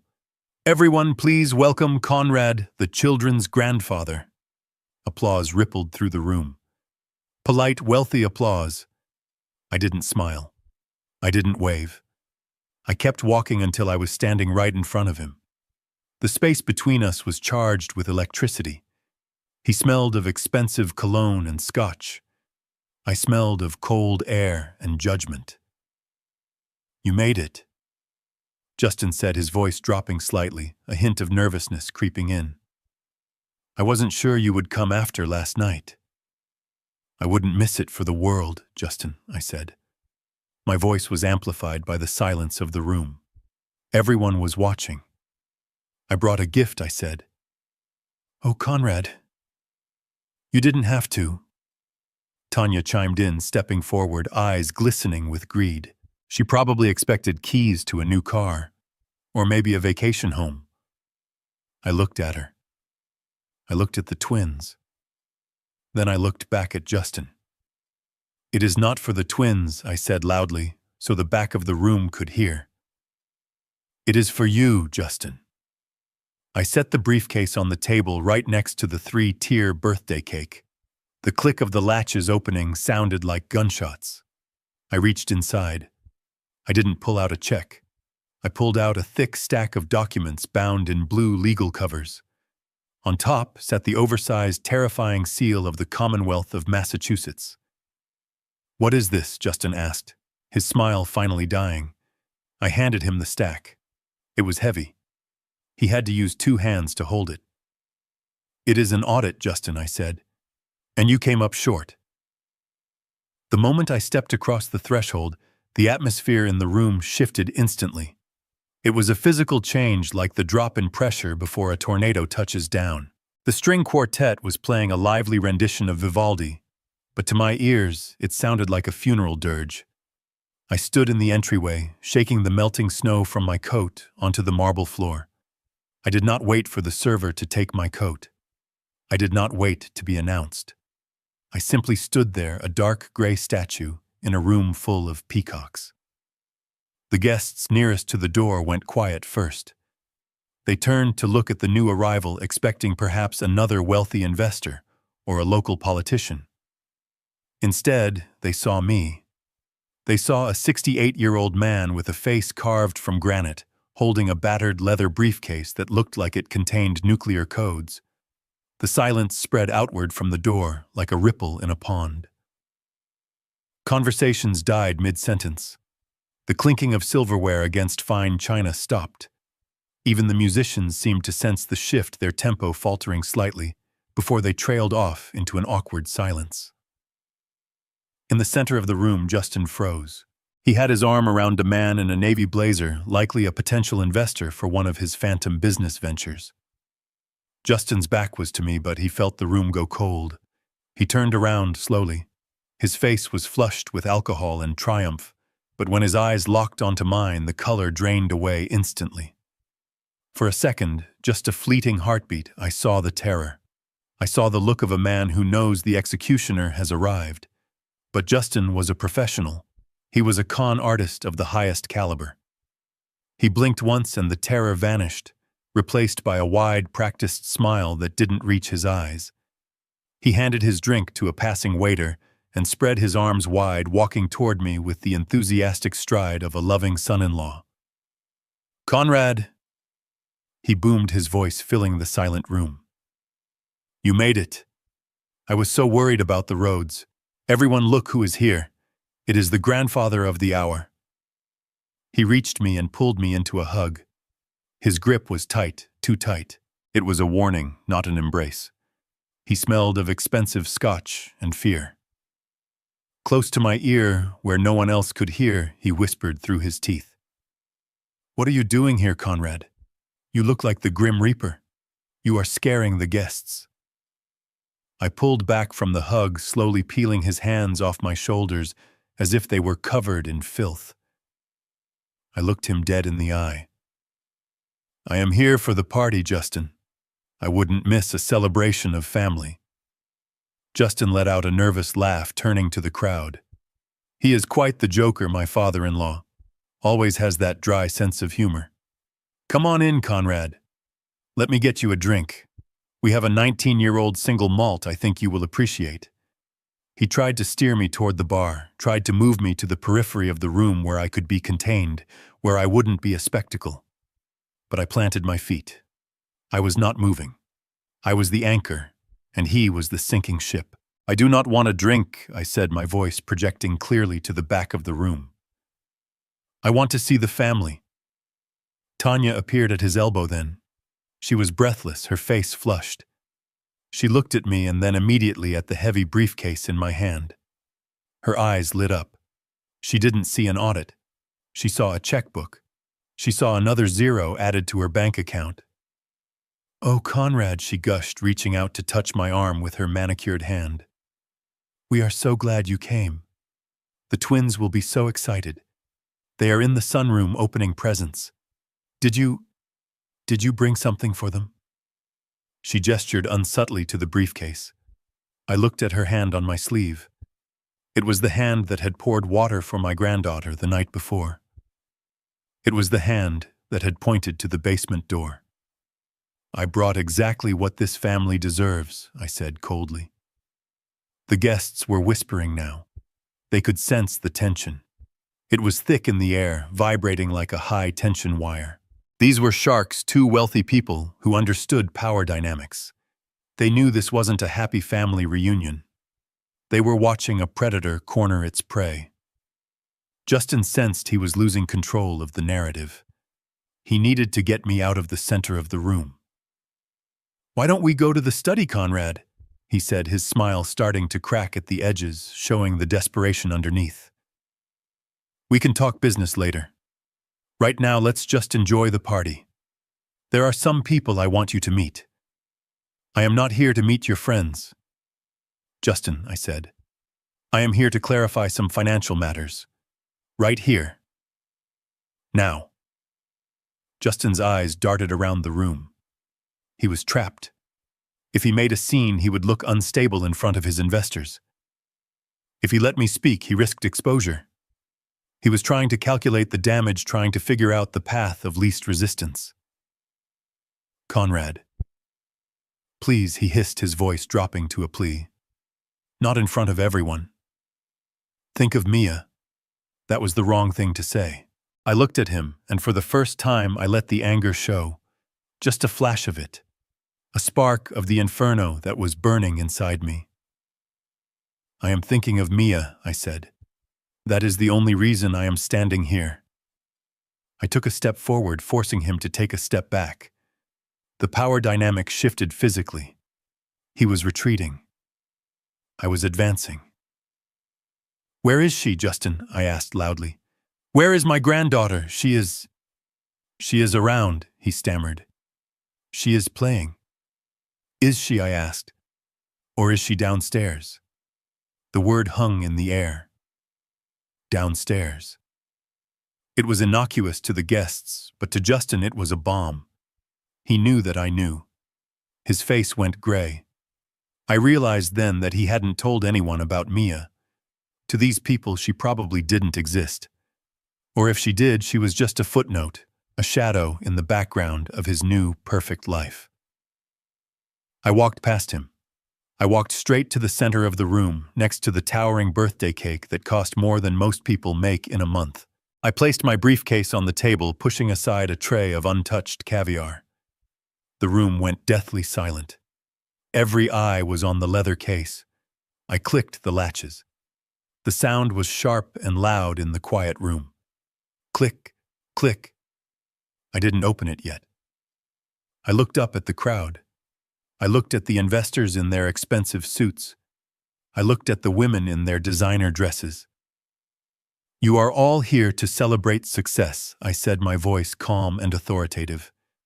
"You are here to celebrate a man who seems to have it all. A beautiful house, a beautiful family, a thriving future." I paused. I saw Justin starting to move toward me, his hand reaching out as if to stop a bullet. But in my line of work, I continued staring straight at Justin. I have learned that the books always have to balance. And sometimes what looks like success is actually just a very long, very expensive lie. "Conrad." Stop, Justin shouted, losing his composure entirely. But it was too late. I flipped the lid of the briefcase open. Justin stared into the open briefcase. For a long, agonizing moment, he did not move. He did not breathe. The smile that had been plastered on his face for the last 3 hours finally slipped, sliding off like wet paint to reveal the gray, trembling fear underneath. He looked at the blue legal covers. He looked at the bold black letters stamped across the top document. Writ of seizure. Beneath that, in red ink, immediate eviction order. He reached out a hand that was shaking so violently his cufflinks rattled against his wrist. He picked up the first document. He read the first line, then the second. His eyes widened until they looked like they might pop out of his skull. He looked up at me, his mouth opening and closing like a fish on a hook. But no sound came out. "Read it, Justin," I said. My voice was not loud, but in the dead silence of the room it carried to every corner. It bounced off the high ceilings and the expensive art. "Read it to your guests. They are investors, aren't they? They believe in transparency." "Conrad." Justin whispered, his voice cracking. This is a mistake. We can talk about this in private. Please." "There is no privacy left," I said. "You sold your privacy when you used my money to buy those shoes on your feet.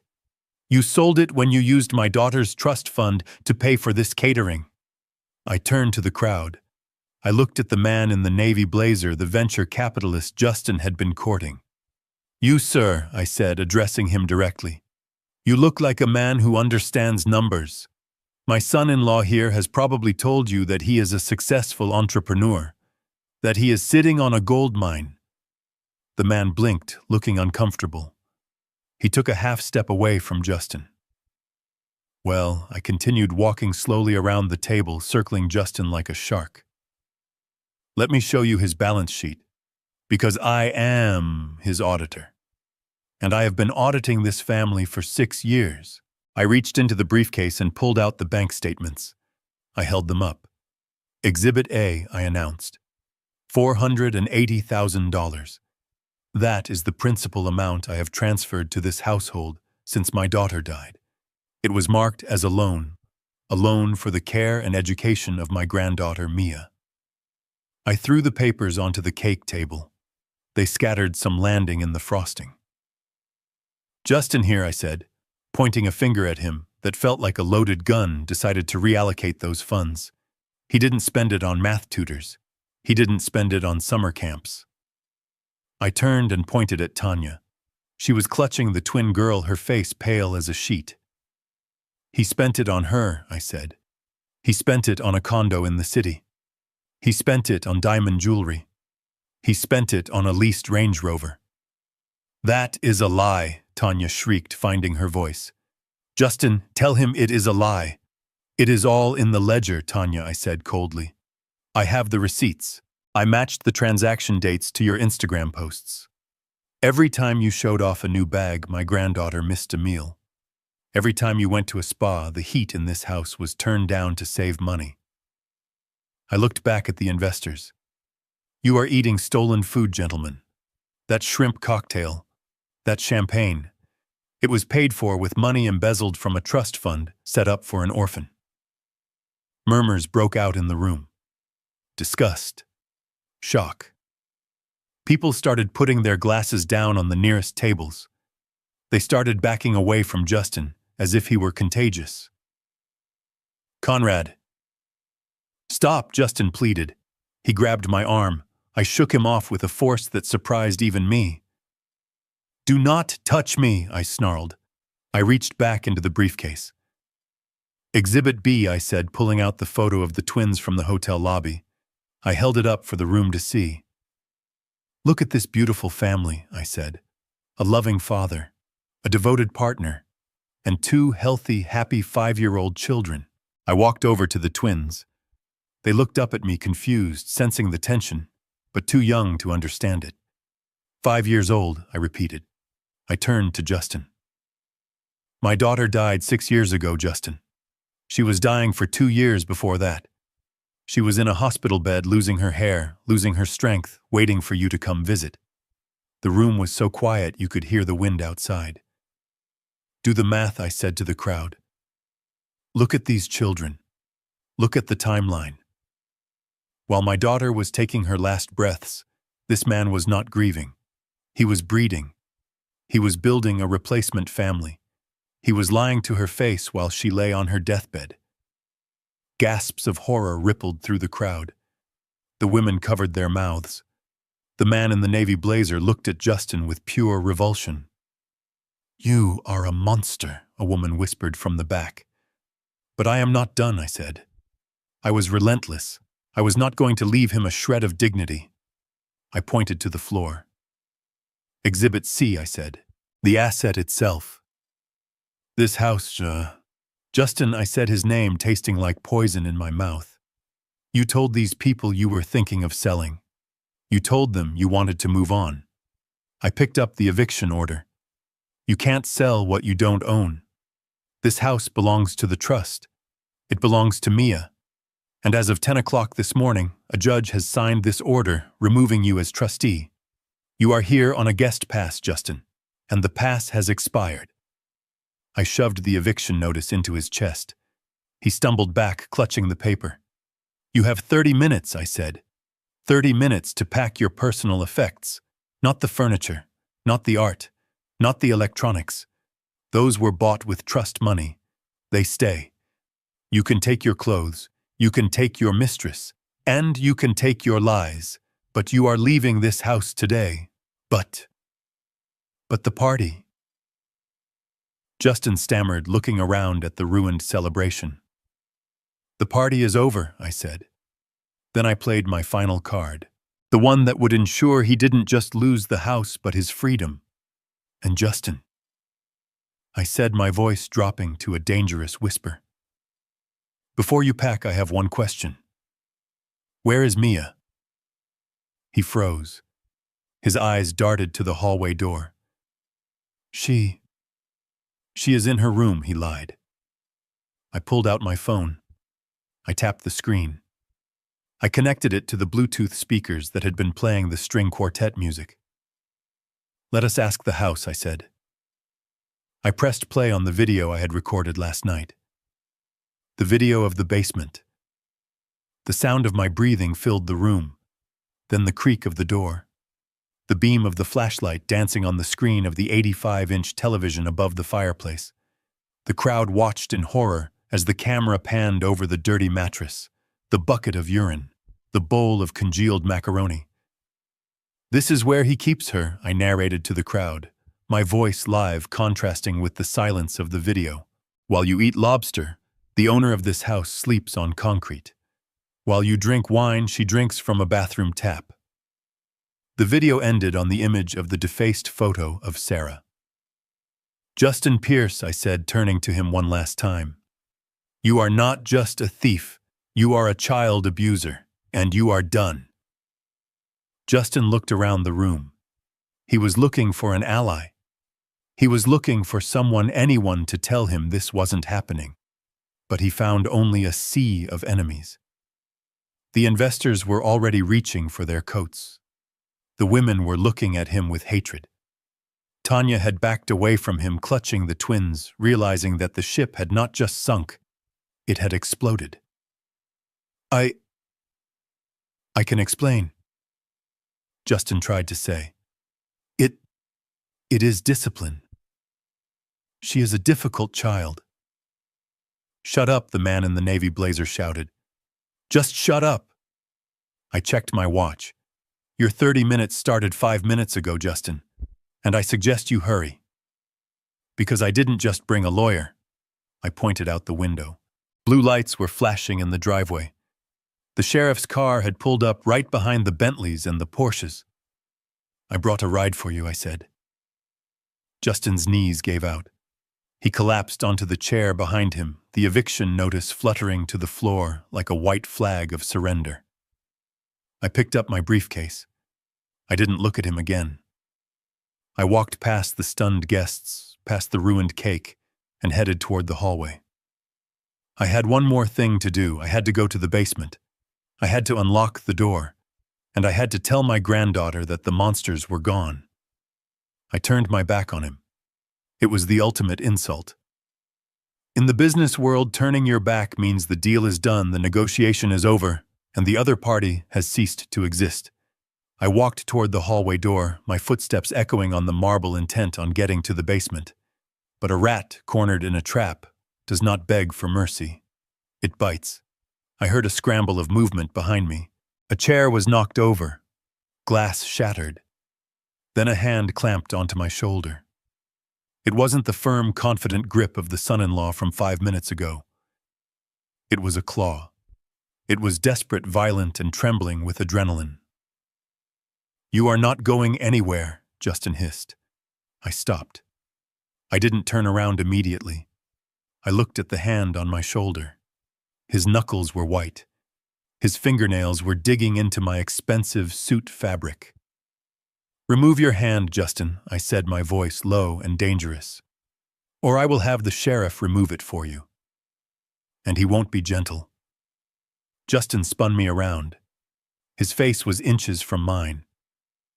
The transformation was terrifying. The handsome, charming host was gone. In his place was a sweating, manic stranger. His eyes were bloodshot, the pupils dilated with panic.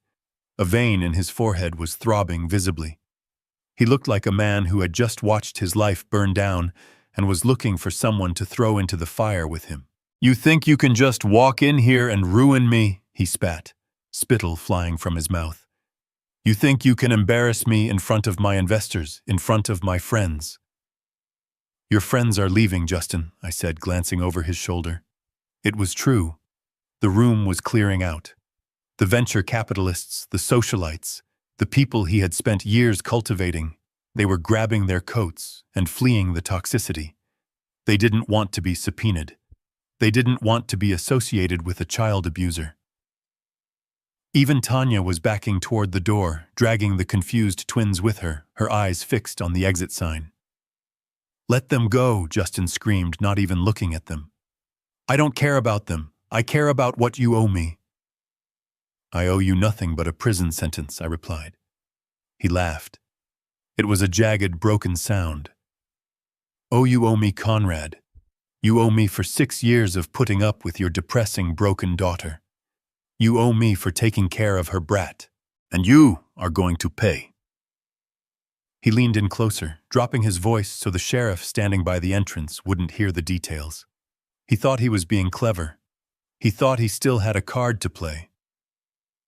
"You forgot one thing, old man," he whispered, a cruel smile twisting his lips. "You have the money.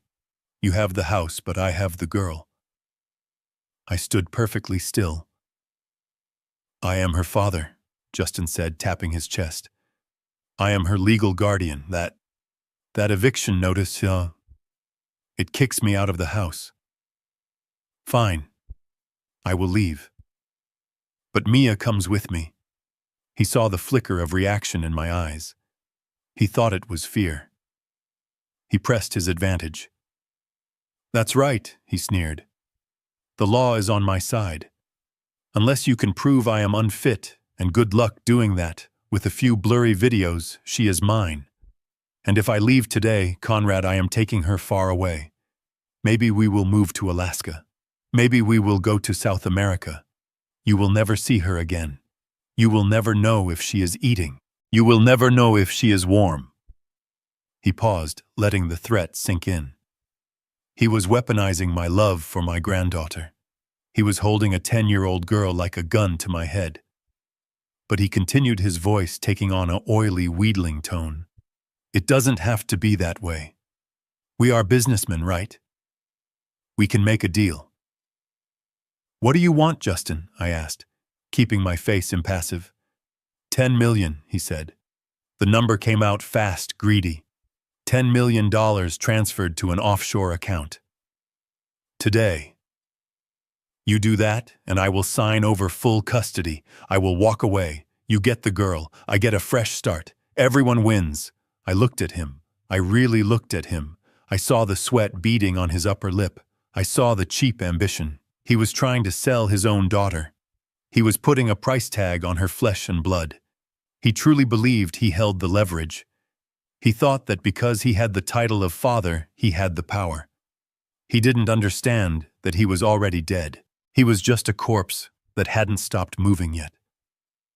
"You are trying to blackmail me," I stated flatly. "I am negotiating a severance package," he corrected, smirking. "Think about it, Conrad. 10 million is a drop in the bucket for you. Is Mia worth it, or are you too cheap to save her?" He stepped back, crossing his arms, looking smug. He thought he had checkmated me. He thought he had found the one thing I couldn't audit. I looked past him toward the sheriff, who was now walking slowly across the room, his hand resting on his belt. "You made a miscalculation, Justin," I said softly.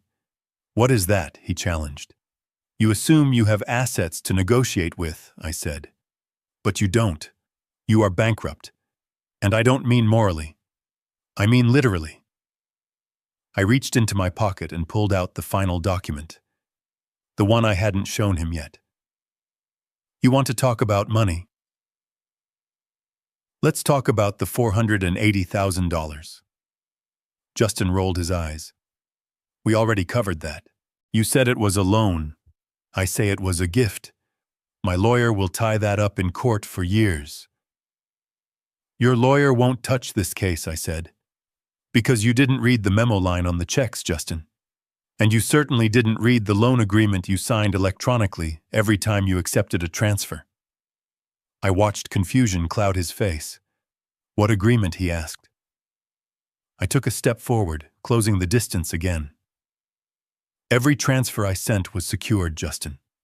Secured against your personal assets. Secured against your future earnings. And most importantly, secured with a confession of judgment clause." His face went white. He knew what that meant. "That means I don't need a trial to collect," I explained, my voice like a hammer driving the last nail into his coffin. "It means the moment you defaulted, which you did the second you used trust funds for personal gain, I became the owner of everything you have." I pointed to the driveway. "Your car, it's mine. Your bank accounts, frozen 10 minutes ago. That watch on your wrist, mine. Even the clothes on your back, Justin. Technically, I own your shoes." Justin stumbled back, looking down at his feet as if the floor was opening up. "So you see," I continued, relentless, "you can't take Mia anywhere. You can't even buy a bus ticket. You have $0. You have zero credit. You are destitute." And as for custody, I nodded to the sheriff, who was now standing right behind him. "Extortion is a felony, Justin. Attempting to sell a child is human trafficking. You just confessed to both in front of a law enforcement officer." Justin spun around. He saw the sheriff. He saw the handcuffs. The beast let out a sound, a high, thin whimper of total defeat. The trap had snapped shut, and there was no way out. Justin wiped the sweat from his forehead with the back of his hand. His eyes darted between the sheriff standing by the door and the stack of documents in my hand. He was cornered, but the arrogance of a narcissist is a hard thing to kill. He straightened his spine, trying to salvage some shred of authority in front of his mistress and the few remaining staff members who were witnessing his collapse. "You are bluffing, Conrad," he said, his voice gaining a fragile strength. "You can threaten me with jail, you can show me videos, but you cannot rewrite financial history. You sent that money, you sent checks, you sent wire transfers. For 6 years, you played the generous grandfather." He pointed a shaking finger at me. "In the eyes of the law, those were gifts," he declared.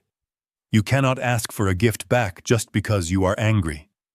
My lawyer will tear this apart. It is a civil matter." "It is," he said, she said. "And no judge is going to make a grieving father repay $500,000 of charity." I looked at him with a mixture of pity and disgust. He really didn't get it. He thought he was playing checkers while I had been playing three-dimensional chess for 6 years. "It is not a civil matter, Justin," I said softly. "And it is certainly not charity." I walked over to the table where the ruined cake sat. I cleared a space and laid out a single sheet of paper. It was a blown-up image of a digital banking confirmation. "Do you remember how I sent the money, Justin?" I asked. He frowned. You wired it. Direct deposit. To the household account." "Exactly," I said. "And do you remember what you had to do to accept the funds the very first time we set up the transfer?" He hesitated.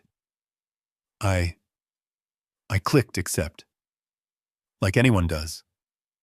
"Yes," I said. "You clicked accept.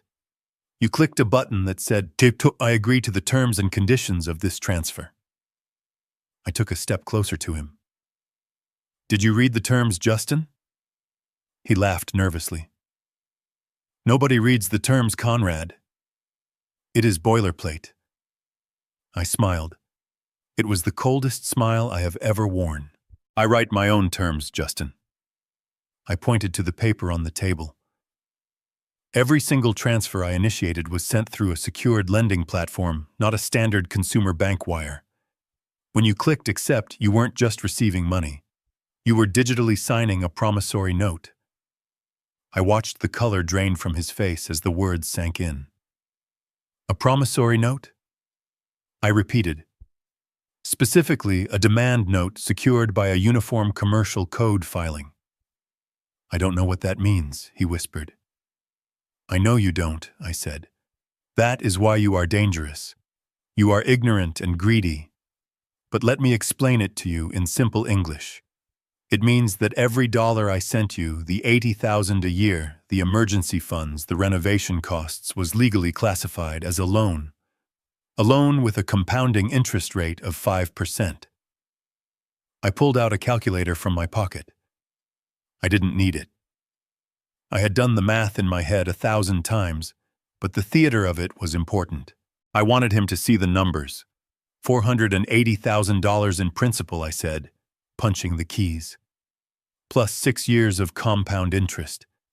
Plus late fees for the misuse of funds, which triggers a default clause.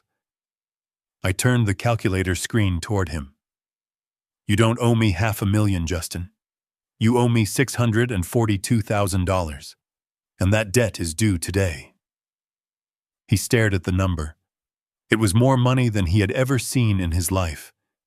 It was a life sentence of debt. You can't enforce this," he stammered. "I spent it. It is gone. I don't have $600,000.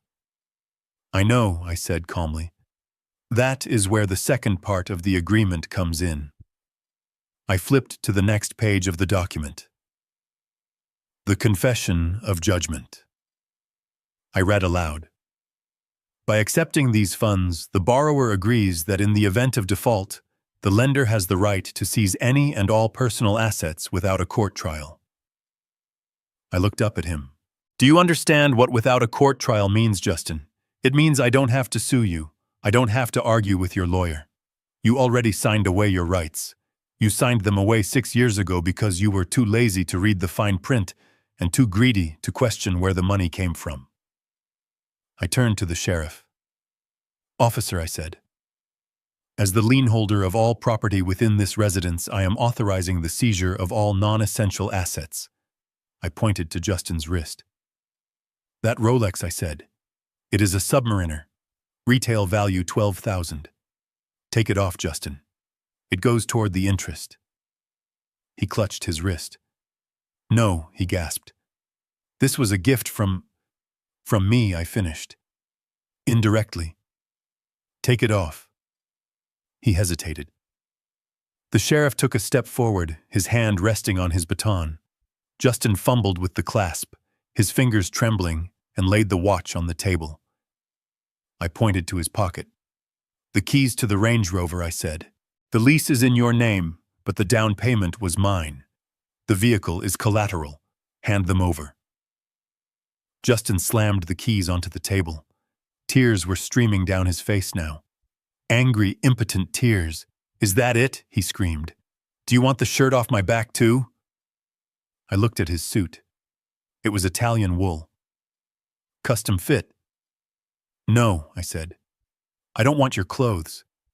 I don't want anything that has touched your skin, but I want you to understand your position. I leaned in close, my voice dropping to a whisper that only he and Tanya could hear. Tanya, who was currently trying to make herself invisible against the wall. You are not just broke, Justin. You are negative.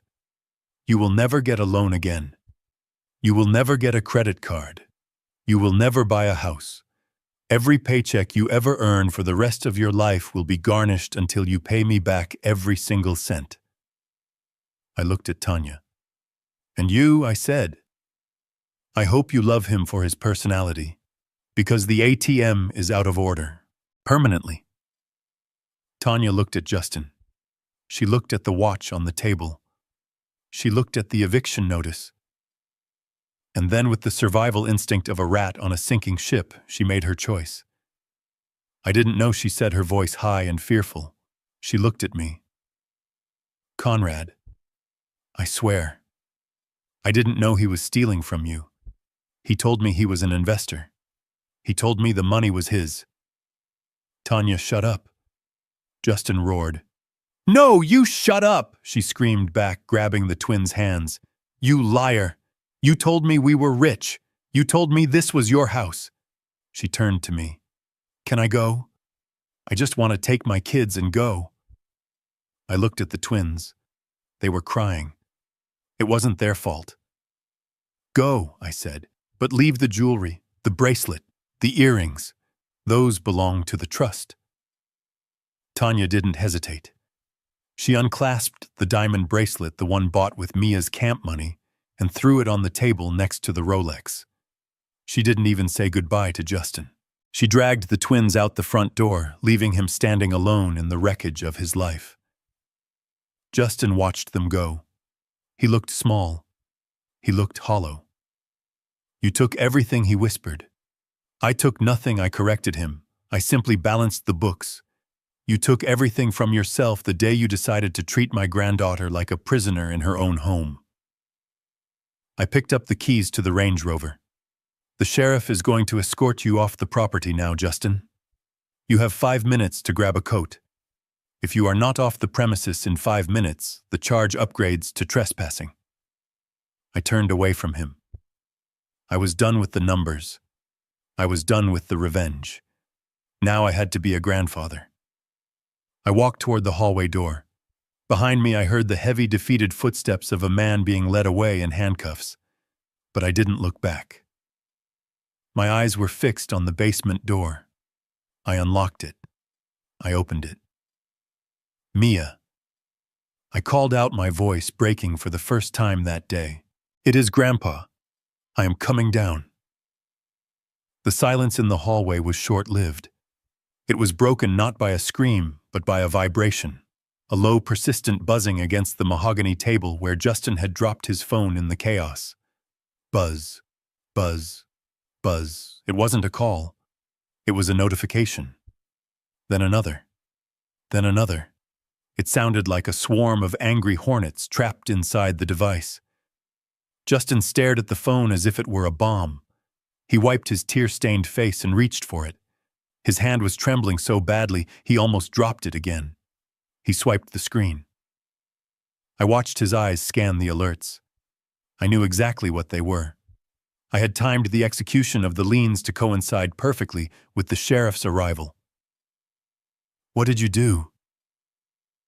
Justin whispered, his voice barely audible. He tapped on an app. It was his Chase banking app. I saw the color drain from his face until he looked like a corpse standing upright. 0, he gasped. It says 0, he tapped frantically. My savings, my investment account. It is all 0. He looked up at me, his eyes wide with a primal panic. Where is my money, Conrad? That was my money. I earned that. You earned nothing, I said, calm as a frozen lake. That account was fed by the stipend. The stipend was a loan. The loan is in default.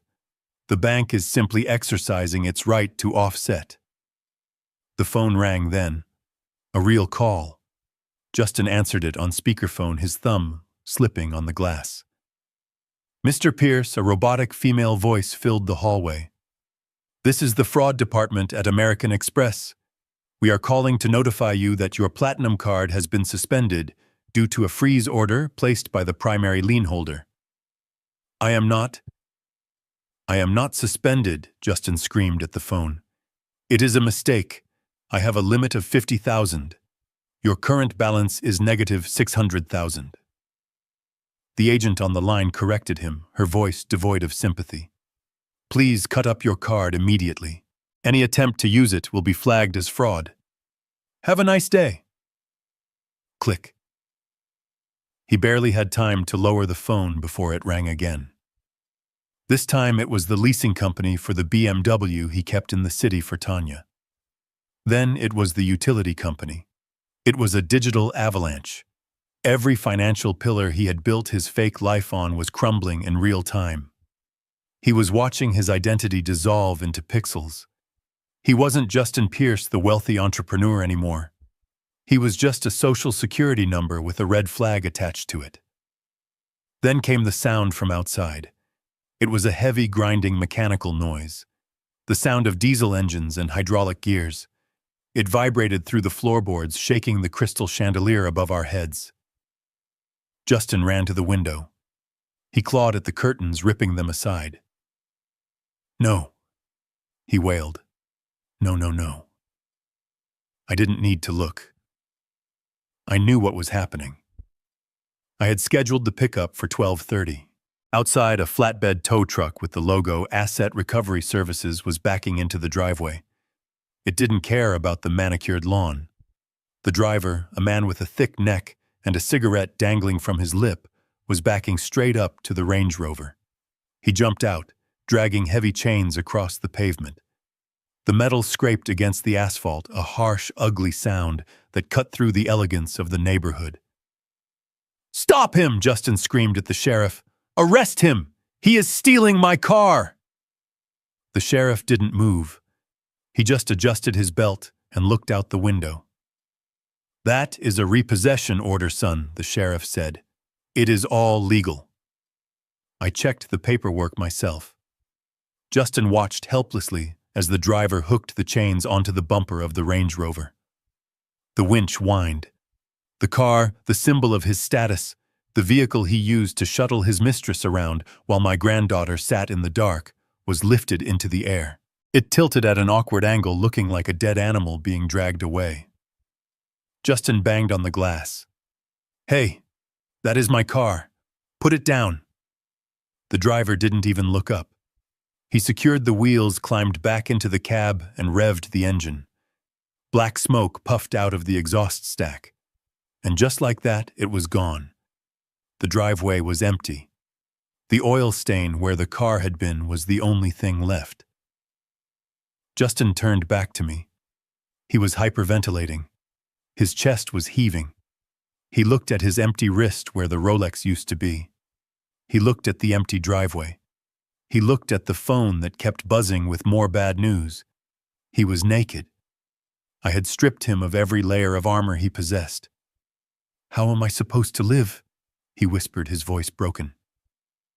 "I have no cash. I have no cards.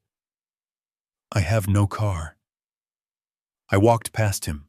I stopped at the basement door and put my hand on the knob. I looked back at him one last time. "There is a bus stop 3 miles down the road, Justin. I suggest you start walking.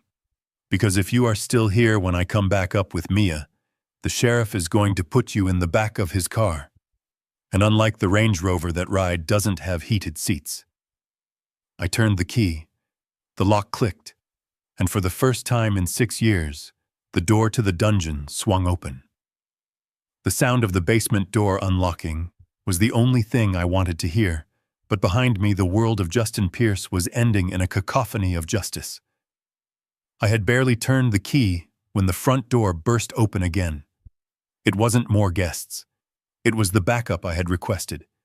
2 uniformed officers stepped into the foyer, their presence filling the space with the heavy, undeniable authority of the law.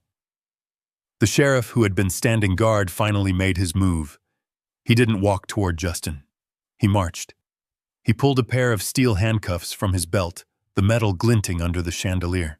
Justin Pierce, the sheriff, announced, his voice booming over the whimpers of the twins. "You are under arrest for felony child endangerment fraud and unlawful imprisonment." Justin tried to run. It was a pathetic, instinctive attempt. He scrambled toward the kitchen, maybe thinking he could get to the back door, maybe thinking he could disappear into the woodwork. But he didn't make it 3 steps. The officers were on him instantly. They slammed him against the wall, his face pressing into the expensive wallpaper he claimed to own. I heard the snap of the cuffs. It was a sharp, final sound. The sound of a ledger being closed. "You can't do this," Justin screamed, thrashing against the officers. "I am a father. I have rights. Look at this house. Do I look like a criminal? You look like a suspect," the sheriff said, spinning him around. "And you have the right to remain silent. I suggest you start using it."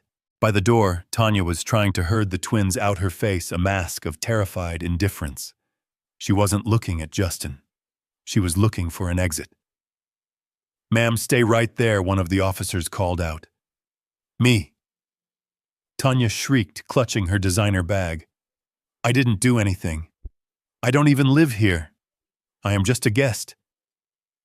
"We have the video footage, ma'am," the sheriff said calmly. "We have footage from a camera hidden in a teddy bear.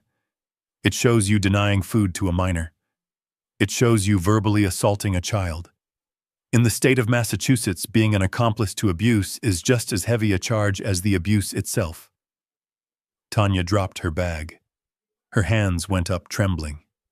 The twins began to wail, a high-pitched sound of confusion and fear. "Child Protective Services is on the way for them," the sheriff added gently. "They will be taken care of. But you, ma'am, are coming with us. I didn't watch them get dragged out. I didn't need to see Justin being shoved into the back of a cruiser, his head bowed to avoid the cameras of the neighbors who had gathered outside. I didn't need to see the ruin of his reputation. I had already audited that account. It was bankrupt. My focus was on the dark stairwell in front of me. I stepped onto the first wooden plank. The air down here was still freezing, a stark contrast to the heated drama upstairs. "Mia," I called out softly. There was no answer, just the scuttling of a mouse in the corner. I turned on the flashlight on my phone. The beam cut through the gloom, illuminating the plywood wall, the padlock I had broken the night before, and the mattress on the floor. She was there. Mia was curled into a ball in the corner of the room, her knees pulled up to her chest, her face buried in her arms. She was wearing that same dirty t-shirt. She was shaking, but she wasn't making a sound. She had learned that making noise only brought punishment. "Mia," I said, my voice cracking. "It is Grandpa." She froze. Slowly, she lifted her head. Her eyes were wide, adjusted to the dark. She looked at me, then she looked past me toward the stairs, expecting to see her father's silhouette. Expecting the belt. Expecting the anger. "He is gone, honey," I whispered, kneeling down on the dirty concrete. I didn't care about my suit. I didn't care about the dust. He is gone. He can never hurt you again. The bad lady is gone too. It is just us. She stared at me for a long heartbeat. She was processing the words, trying to fit them into a world where she had been a prisoner for so long. "Gone," she whispered. Her voice was rusty, unused. "Forever," I promised. I hold out my hand. She didn't take my hand.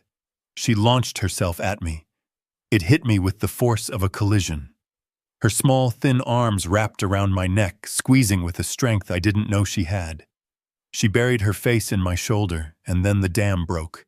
She began to sob. Not the quiet, stifled crying of a victim, but the loud heaving sobs of someone who has been holding their breath for years. I wrapped my arms around her, pulling her off the cold floor, holding her tight against my chest. I rocked her back and forth. I felt her tears soaking into my jacket. I felt her ribs through the thin fabric of her shirt. "I am sorry," I whispered into her hair. "I am so sorry I didn't see it. I am sorry I was just a checkbook. I am sorry I left you here. Grandpa, she choked out. You came back. You really came back. I will always come back, I said. I stood up, lifting her effortlessly. She was too light. Far too light for a 10-year-old. We are leaving this place, Mia. We are never coming back to this house. We are going to a hotel with a big bathtub and room service. You can order anything you want. You can have lobster. You can have ice cream. You can have the whole menu. She pulled back slightly, wiping her eyes with dirty knuckles. Even the remote control, she asked, a ghost of a smile touching her lips. I laughed. It was a wet, choked sound. Yes. Even the remote control. I carried her up the stairs. We emerged from the darkness of the basement into the bright, sunlit hallway. The police were gone. The party guests were gone. The house was silent. Mia looked around. She looked at the sunlight streaming through the windows. She took a deep breath, filling her lungs with air that didn't smell of mildew and fear. She rested her head on my shoulder and closed her eyes. Let's go home, Grandpa, she said. And for the first time in 6 years, I knew exactly where that was. 6 months later. The kitchen of the new house was nothing like the mausoleum in Wellesley. This kitchen was messy. There was flour on the counter.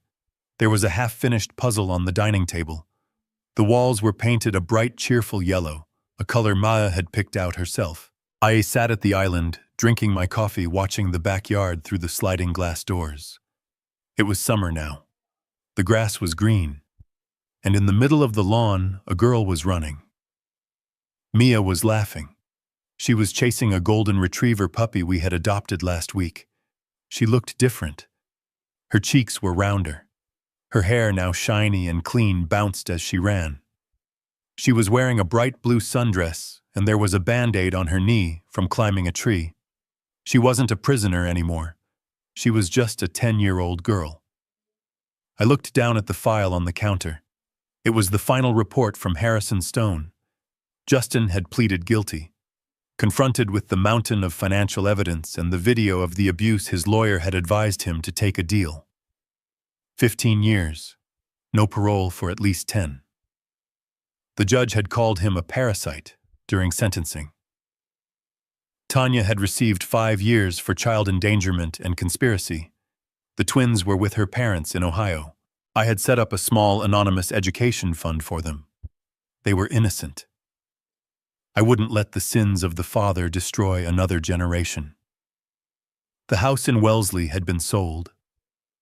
The proceeds were in a new trust, one that I managed directly with Mia involved in every decision. I picked up the silver picture frame that sat next to the coffee maker. It was the photo I had rescued from the basement. I had replaced the glass. I couldn't erase the marker scribbles on Sarah's face completely, but I had cleaned it as best as I could. I looked at my daughter. In the photo, she was smiling. I failed you once, Sarah, I whispered to the frame. I let money blind me. I let grief make me lazy. But I fixed it. The books are balanced. The debt is paid. Mia ran into the kitchen, breathless and flushed. Grandpa, she shouted. Barnaby stole my shoe. She pointed to the puppy who was happily chewing on a sneaker in the grass. I smiled. I stood up and put the file in the drawer. I closed it. I locked it. I am coming, Mia, I called out. I walked out into the sun. I wasn't the auditor anymore. I wasn't the bank. I was just Grandpa. And that was the only title that mattered. What did I learn from all of this? I learned that money is a tool, but it is not a substitute for presence. For 6 years, I thought writing checks made me a good grandfather. I was wrong. It just made me a target. I learned that evil often wears a smiling face and expensive clothes, while truth hides in the silence of a frightened child. Real family is not defined by blood. Blood gave Mia a father who locked her in a dark basement. Love gave her a grandfather who was willing to burn down his own world to break down that door. Never let your generosity blind you to reality. Trust is precious, but as any good auditor will tell you, trust, but always, always verify. Because sometimes the people closest to you are the ones you need to watch the most. If Mia's story moved you, please hit that like button and subscribe to the channel. It helps us bring more stories of justice and resilience to light. And I want to hear from you in the comments. Have you ever had to make a tough decision to protect a loved one from their own family? Let me know your story below. I'll see you in the next video.